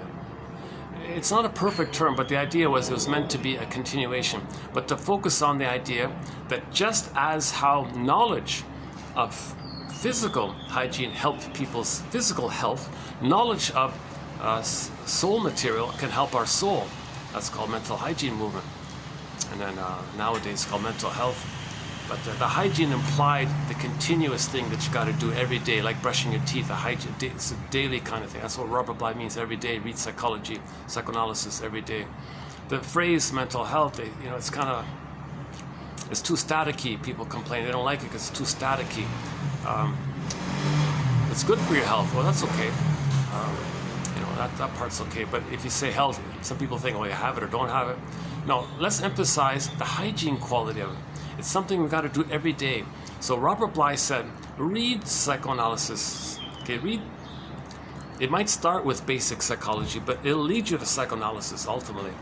Read it every day for 10 minutes. Forgive it for its jargon. Just forgive it. Robert Bly jokes. Not jokes. He says seriously, but in a humorous way at the same time. Oh, audience, please forgive psychology for its jargon. Please just forgive it, will you? I don't get bogged down. It's hard to put words to things that are invisible, right? It's hard to put words to these things. That's why we have these metaphors and some fairy tales. Like this lady in today's video saying that everything's run by worshiping the guy with the horns or something. Yikes. Oh my God. Okay, that's a metaphor that we're worshiping trauma. Are we worshiping? Because trauma is the mother, and we're worshiping the mother. The mother, we see the mother as a demon, worshiping the trauma mother, and we're her now, and you got to act like her, and then you're just imitating her to know how she treated you.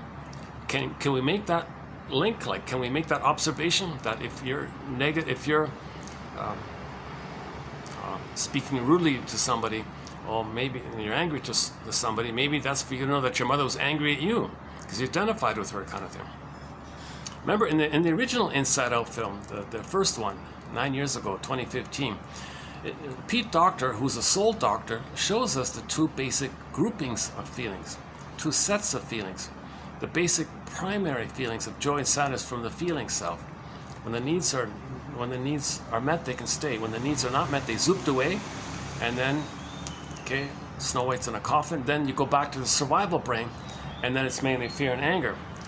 So in the first film, you saw the 5 characters. Imagine, put a circle around joy and sadness. That's like one set for the feeling self. Okay, the basic primary feelings, that's normal. But when trauma, that's zooped away, you go back to the survival iguana brain. That's mainly the stress response of fear and anger. Disgust was mainly about distaste and dis-smell, sort of physiological kind of areas. And in the sequel, just came out 2 weeks ago, anxiety runs the console. That's for the fear, the old fear coming up again.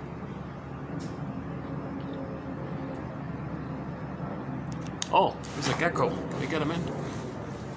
Oh, here's one of these little geckos. Cute little guys, huh? The gecko brain. Oh, he's gone. Huh?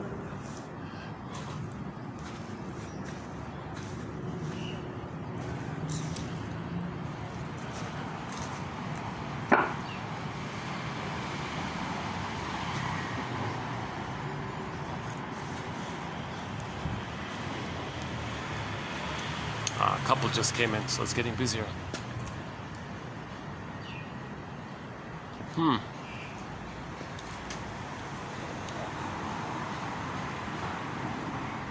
Is there another part here? What's this? I see a sign of a cat. Oh, smoking. Oh, the smoking section. Oh, that's not very nice. They got a picture of a cat smoking, and it's called the smoking area. Oh, no way. Is it there? Oh, that table there. I love cats. That's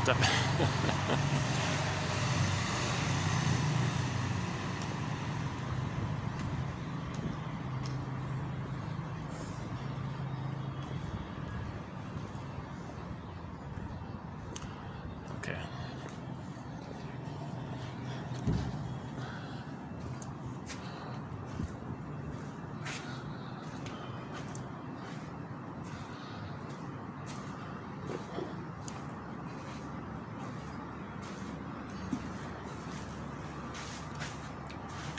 Any final thoughts here? Any final thoughts here? Be like Dorothy. So, in the Be Like Dorothy line, recognize that if a person feels disembodied, the cowardly lion, not loving life, that's the Tin Man missing the heart, well, first things first, give the scarecrow a brain. Okay, that's what these quotes are. This knowledge, these ideas, it's kind of like giving a scarecrow a brain. And then the rest falls in line by nature. You don't control that. What we can do is increase our knowledge and understanding.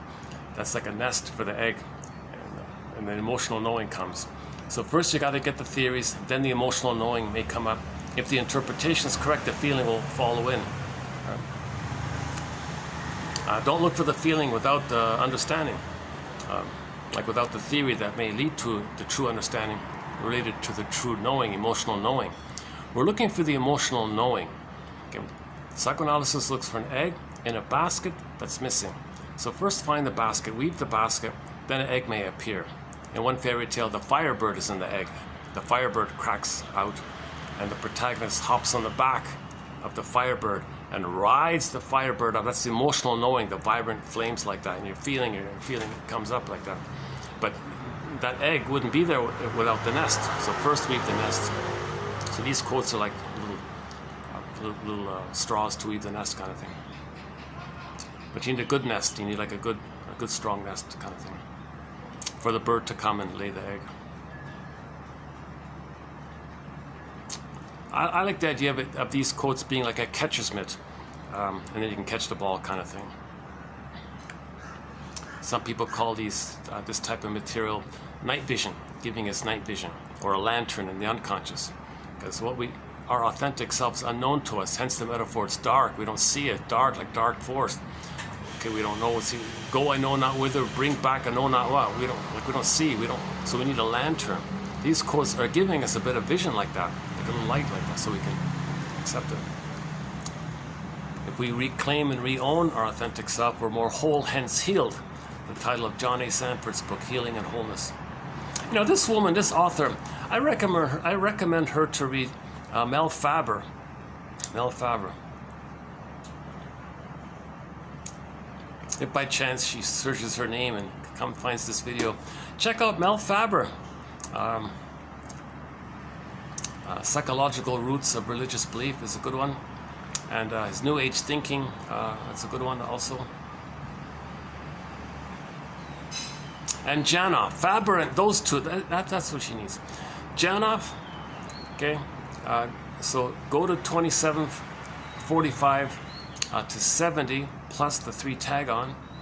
Okay, so 40. That's basically the first 2 months of this year. All those videos, and then that's the Janoff material, and then whatever Faber material you can find. His books are hard to find also. Yeah, some of the Janoff books are hard to find. Some of the Faber books are hard to find. So whatever you can find, plus the quotes that I could find, put it together, kind of thing.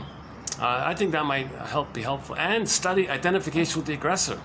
Okay, personification, and study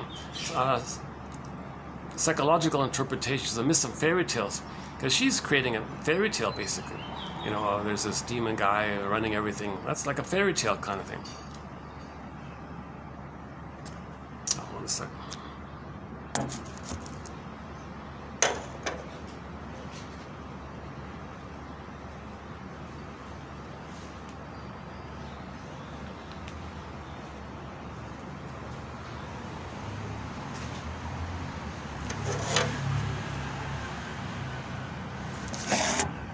A good place, a very good Faber quote is 21:18, Mel Faber. By the way, this topic of the psychoanalysis of religion, the opening quote in our chapter on it is 1203. 1203. Okay, so it's nothing special. It's just regular, famous sentences by famous, well-known names, Edgar Allan Poe and all these famous old people. Albert Hubbard and those kind of people, right? So that's like a little set of famous, widely known, widely available quotes on religion. Now, once again, my disclaimer: whenever we mention religion or religious stories, it's only in the specific context of when it's being used to help pillage and plunder, by making people feel guilty and debt. Then they give that to others, to be loyal to this invisible energy, which they personify as Mr. Gloom or Mr. fill in the blank, some scary creature.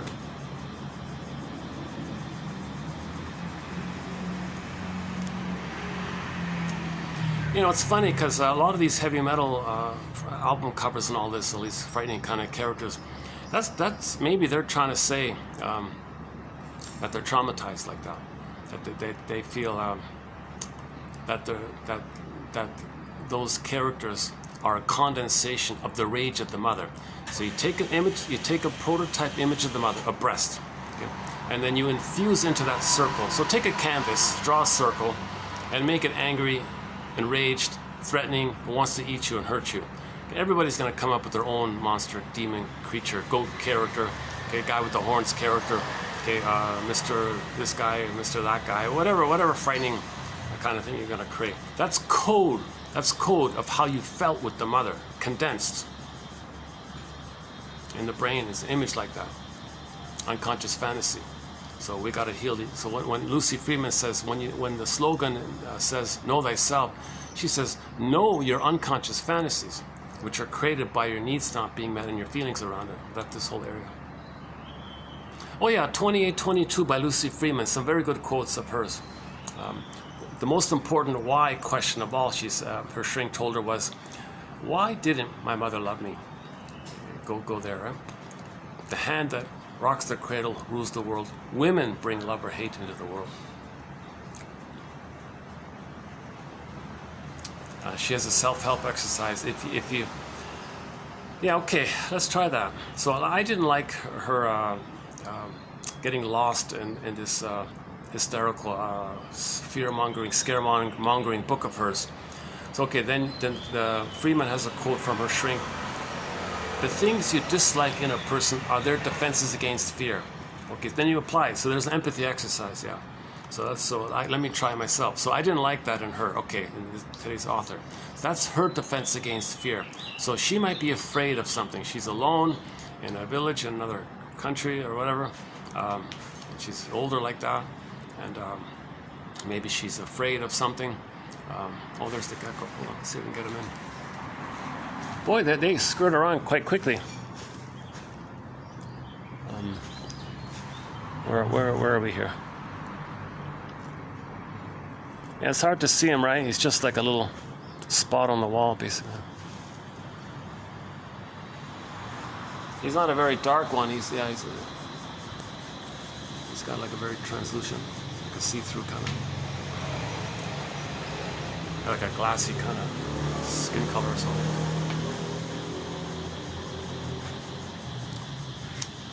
So I felt a moment of immediate empathy when I said that to myself. The things you dislike in a person are their defenses against fear. Like my doing this video. Maybe you don't like this video. Well, how might this video be my defense against fear? Because her book was kind of made me a little afraid, let's say, and then I want to like process and understand it. So, and I'm anxious about it because there's a lot there. So maybe that's my attempt to deal with the fear that got felt in me when I read her oh my God, you know, all these, like to read all the cruel, like the witch hunts and the Inquisition and the plundering, the pillaging, all these lies, and like to read all that stuff and I wouldn't go kind of thing. It's a bit too much, right? But it's and then to offer some kind of explanation for, well, aliens came and you know, and they chose some people and they traumatized them and they conditioned them and they gave them some little advantage or something, and they took off and then they left them there, and now we've been stuck with this. Now everything feeds it and cycles around it. Okay, that's why the slogan, infinite debt, infinite guilt, infinite sin, infinite bad, infinite no good, because the baby's brain doesn't understand time. That's why there's no eternal, timeless, no time. These things that you can never pay it off. This guilt to the mother, okay, it can never be paid off because the baby wasn't guilty. That's the point of the story called The Trial, the Franz Kafka guy. One day, the story's about a guy being told that he's guilty of something. He said, of what? They don't tell him. And the whole story is about him freaking out, trying to figure out what it is that he's guilty of. He doesn't know what it is. No one will tell him. That's the point. We feel guilty. We don't know what it is. Unconscious guilt.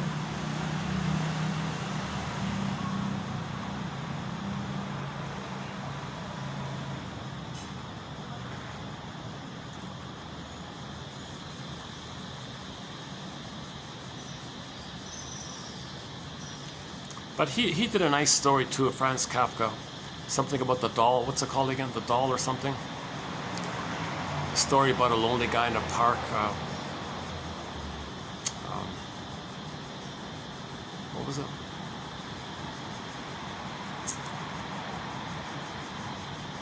Told a kid that some doll is going to write him letters or something.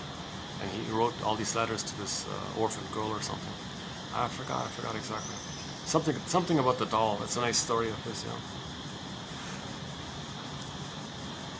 And this novel we quoted today, it's clearly some kind of combination of fact and fiction, obviously.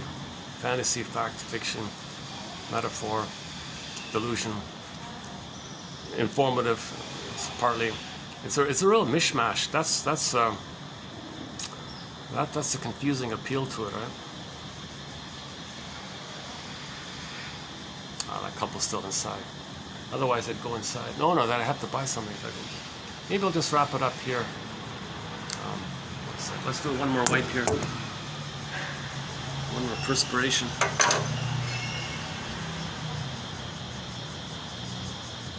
It's in the, I think it's in the low 40s right now, maybe 41 or 42 with the heat index. It might be only 38 or something, but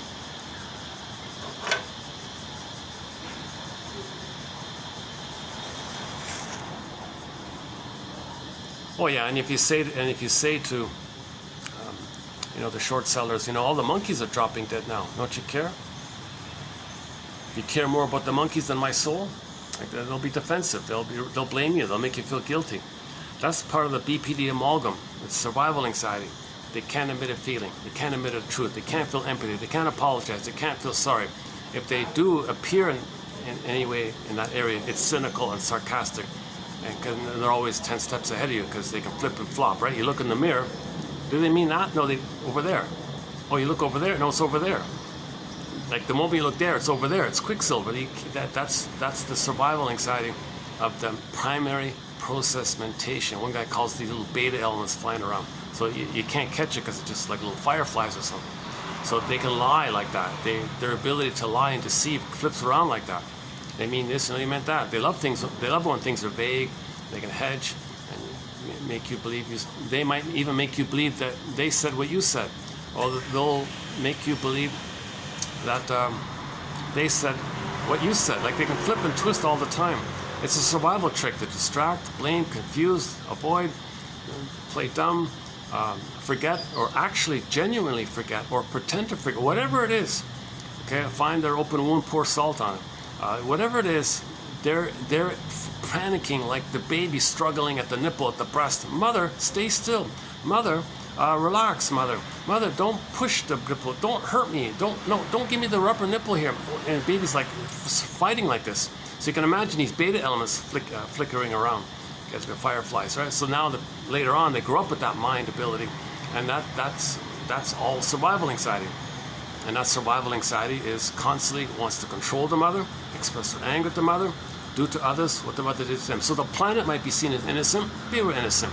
Okay, their soul was destroyed. Destroy the soul of the planet. Then now see the planet as your mother, Mother Earth, and then be angry at your Mother Earth. So why do you treat the Earth so bad? Mother treated me badly.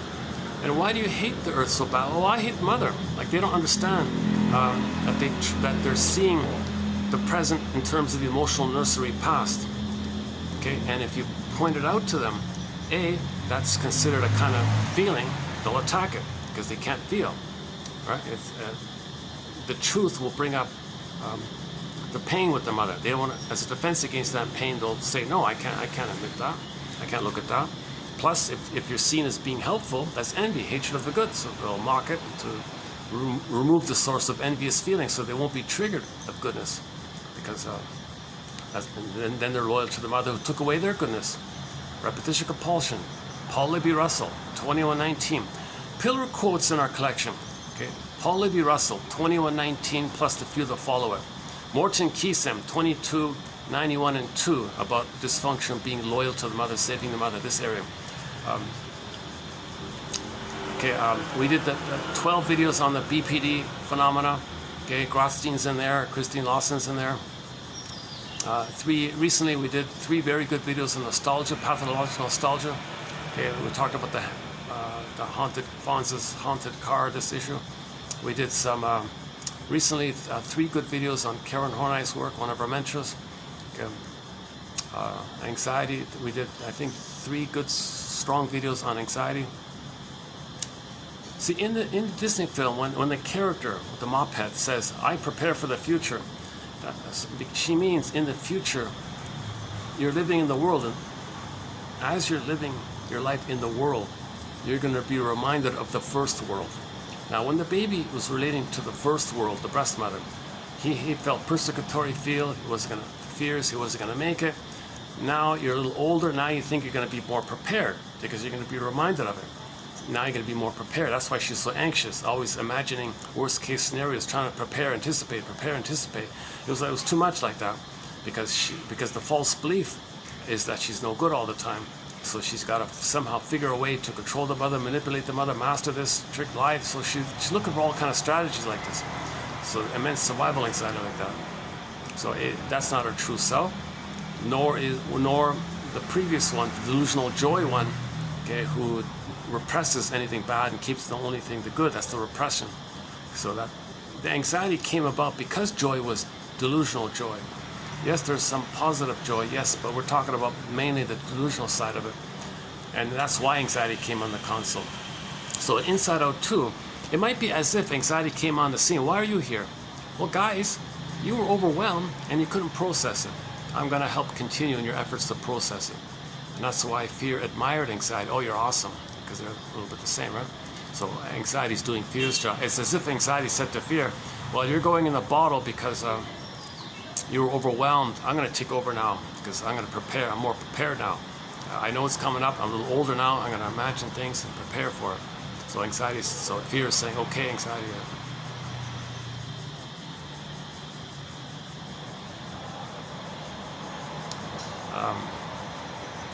Okay, so we have 61 topics now, 61 chapters, e-booklets on a variety of topics. So the most recent topic is nostalgia, the 3 we did recently.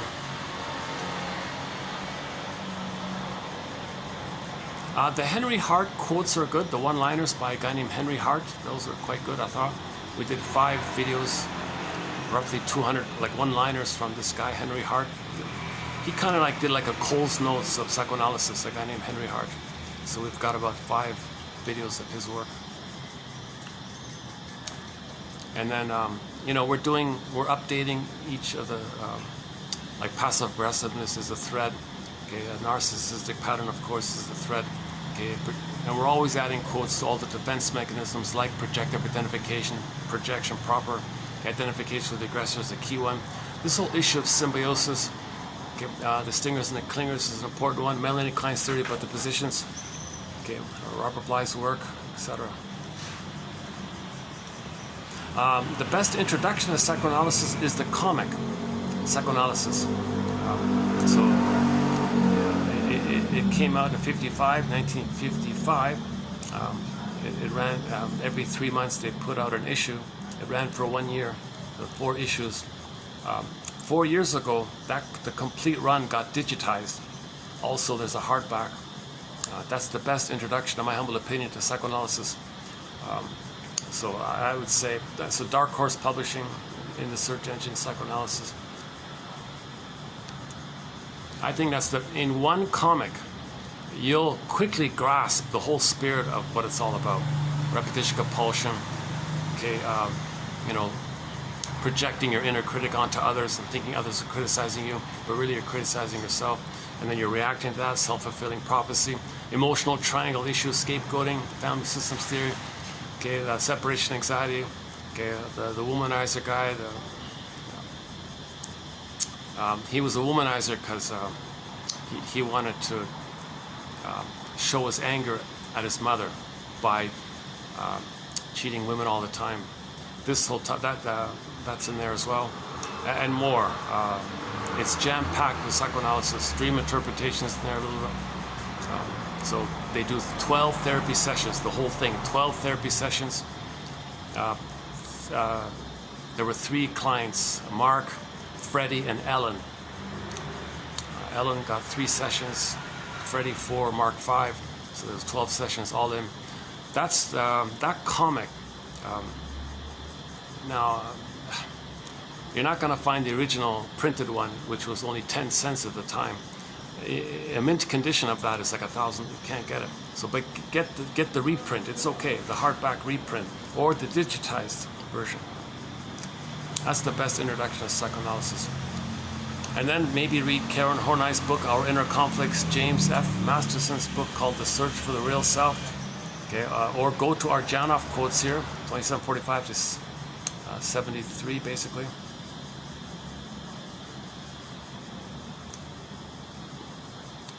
And as mentioned a few times already in this video, there are 2 ways to get this encyclopedia here, either by each of the videos or through the Patreon link.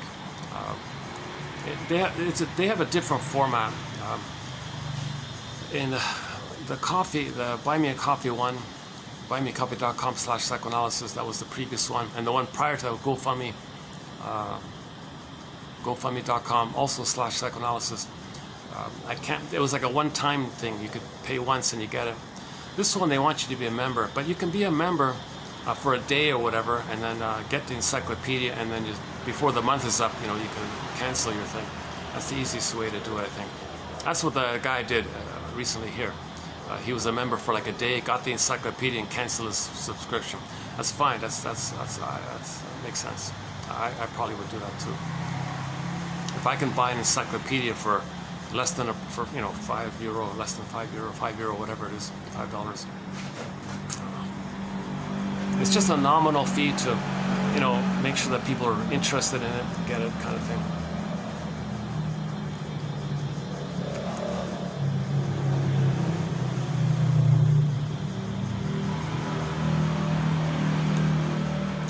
Of course, I'd be thrilled if Bruce Springsteen would put a shout out and tell everybody to get this collection.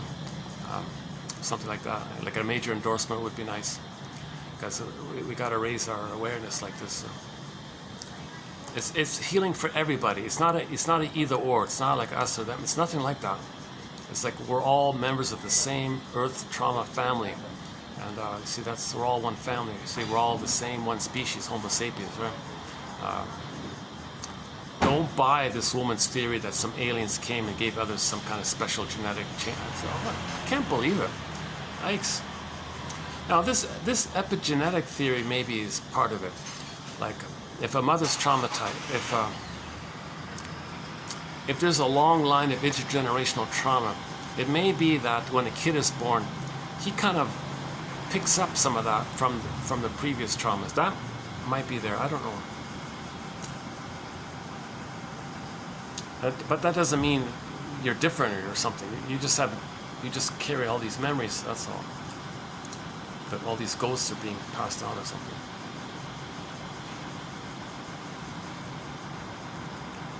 Hold on a second. Let's do another swipe here. Another perspiration.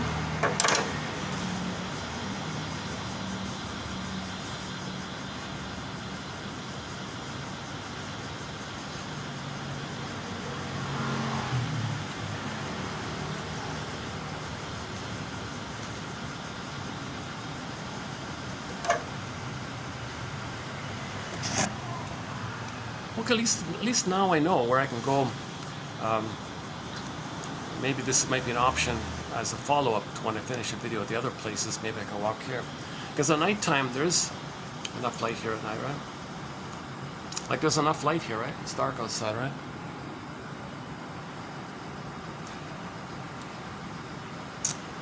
Should we close it up here? How's the battery? Well, battery's holding up, 710. Shorter. This is a shorter video, right? But it feels like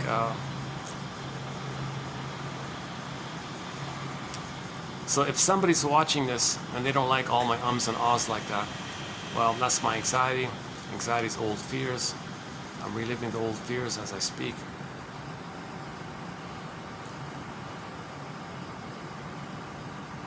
See, the anxiety is like, I once wanted to have my voice, and the mother said, oh no you don't, with me or against me. Okay, mother. So now you try to have your voice, the old fear comes up. So that's the anxieties like that, like you're speaking, and then the memory clicks in. You're going to be abandoned. Oh, I'm going to be abandoned? Wait a minute, I'm not going to be abandoned. I can keep speaking. Oh, I'm going to be abandoned? Oh, I'm not going to be abandoned. And it just keeps going on like this, because the brain has no time.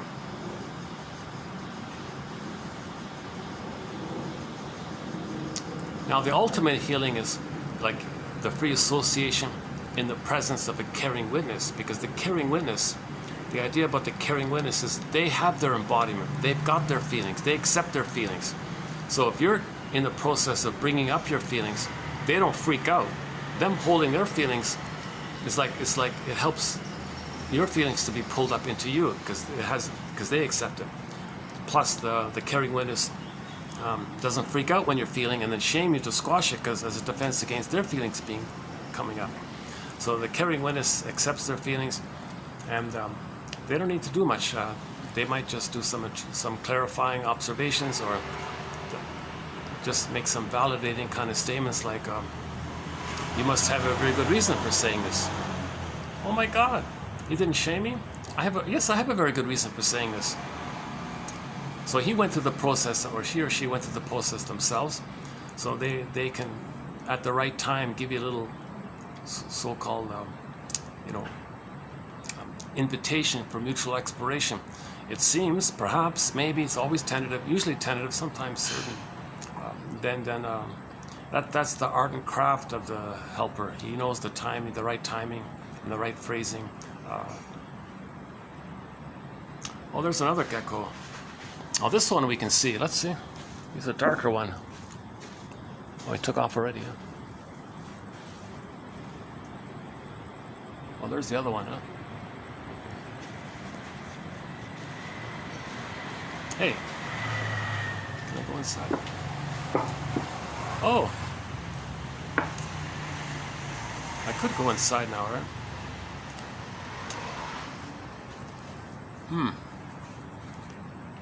If I go inside and buy another drink, I could probably do another hour inside, right?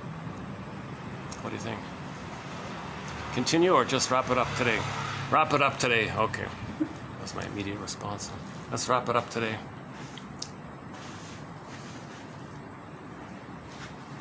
See, it's pretty obvious I'm not an analyst, because therapy doesn't take place if the helper is more anxious than the client. So, and I haven't been analyzed. That's the thing. That's the awkward thing about all this, is I'm presenting this material, and your mission, should you choose to accept it, is to identify these quotes in relation to you, and it's between you and the quotes, okay? And that's your mission, right? Every day, 10 minutes, mental hygiene. Pick one that you like, write it down, copy it to yourself, send it to yourself, make a note why you chose it, and that's good enough. Just mental, every day, 10 minutes, pick one, make a note, that's okay. And then at some point get the comic psychoanalysis, and then and the references earlier made are there as well. But the beauty of 1001 Windmills of the Mind is, if you're offline, let's say, and you're at the beach or something, you don't have Wi-Fi, you don't want, right? Then you can just read the best quotes from psychoanalysis. You don't gotta wade through a whole book just to find one quote. I've done that for you already, basically. Like, I've waded and skimmed and scanned all this stuff and plucked out the best, handful of quotes for each book. Sometimes the book has like maybe just one quote. Okay, fine, I'll take it. Or some books maybe have like 20 quotes. I'll take it. So I'm plucking out what I believe to be the clearest, most helpful, informative, inspiring, with a positive tone, with a warm tone, with a friendly tone. I'm kind of mindful in that area a little bit. Today's a little bit of an exception, because I feel like I want to interpret her fairy tale and put some words to it. Okay, so her description of Mr. Fill in the Blank, and everybody's worshiping this Mr. Fill in the Blank. Okay, that's code for the energy underlying the phenomena known as repetition compulsion, where we treat others the way their mother treated us. That's it. The energy, and you create a character called Mr. Glue, Mr. Who, Mr. L-U-C-D-E-V, all those frightening characters. Okay, you see them on the front cover of heavy metal albums like that. Yeah, if somebody has I can imagine if somebody has a fascination with that, is there's some uncanny appeal. What's the uncanny appeal? Well, you were enraged. Okay, you were very enraged.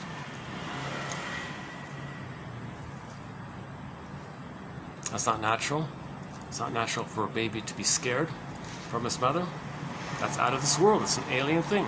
And that alien could look like a creature from a heavy metal album cover. All right, let's wrap it up here.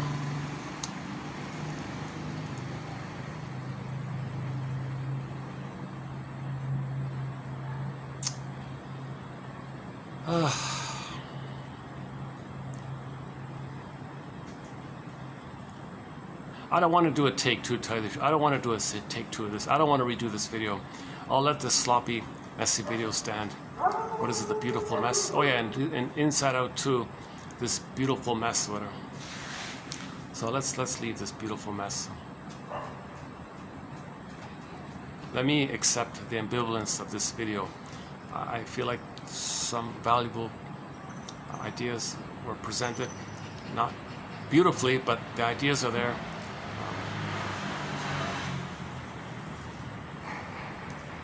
It's a work in progress for me to deliver a nice, smooth video and sound as appealing as, you know, Carl Betts might sound when he gives a speech in the courtroom and judge for the defense, or you know. Yeah, once again, check it out. Season 1, episode 9 of the romantic comedy sitcom, not a sitcom, romantic comedy, they're like little skits, like different little skits written by different people, called Love and the Former Marriage, with the famous Harrison Ford and Carl Betts. Yeah, nice to see him again. Yeah, that was 1969. I think he was filming Judd for the Defense while he took a break to do that scene. So he must have like done both at the same time. Right?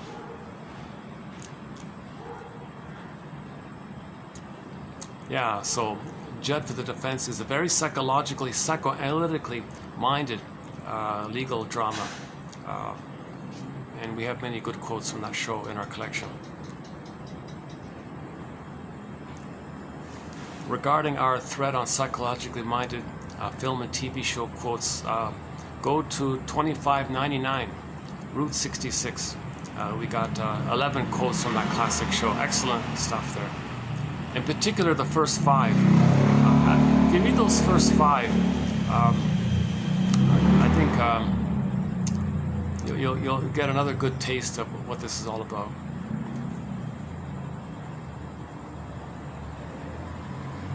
Facing the truth will upset you free. Why did the greatest hurt of all, why did the mother fail the baby? Why are so many mothers not being attuned to their baby's signals and needs? What's going on with them? That whole topic. Oh, she don't want me to order a drink here. Okay, I'm just leaving. Yeah, next time I come, I'll buy a drink. Yeah. Okay, thanks. I close to 8 p.m. You're closing at 8 p.m. Oh, okay. Oh, I see. 8 p.m. What is it? 7:19. Oh, she was coming out with a menu. Okay, let's wrap it up. Yeah, fair enough. Yeah, I didn't.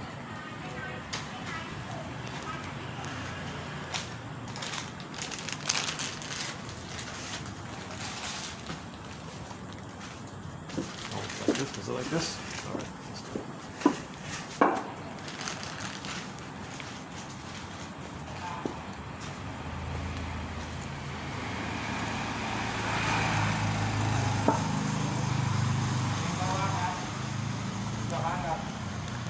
Oh, she's very polite and diplomatic. It's fine. I didn't even think they'd care if I bought a drink or not. I didn't expect to sit there so long, yeah. I'm a little absent-minded today. Well, we're not going to get much light.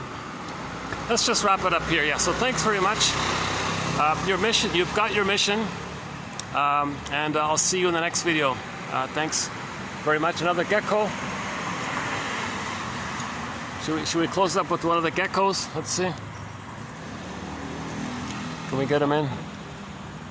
Oh, they're hard to see, eh?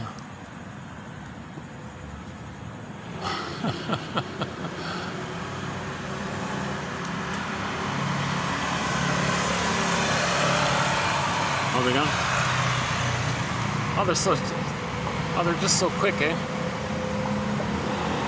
Okay, yeah. So you've got your mission.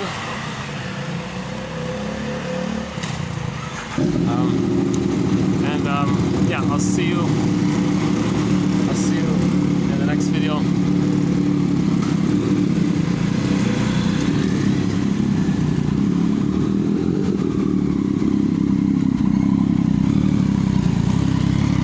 See, these geckos, right?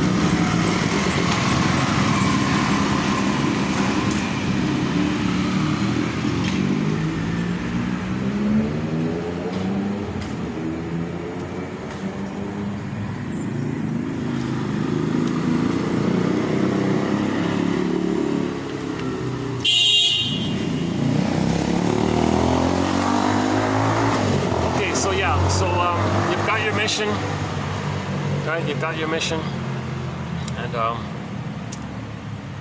if you tune into the next video, you'll get another mission. Okay. See you next time.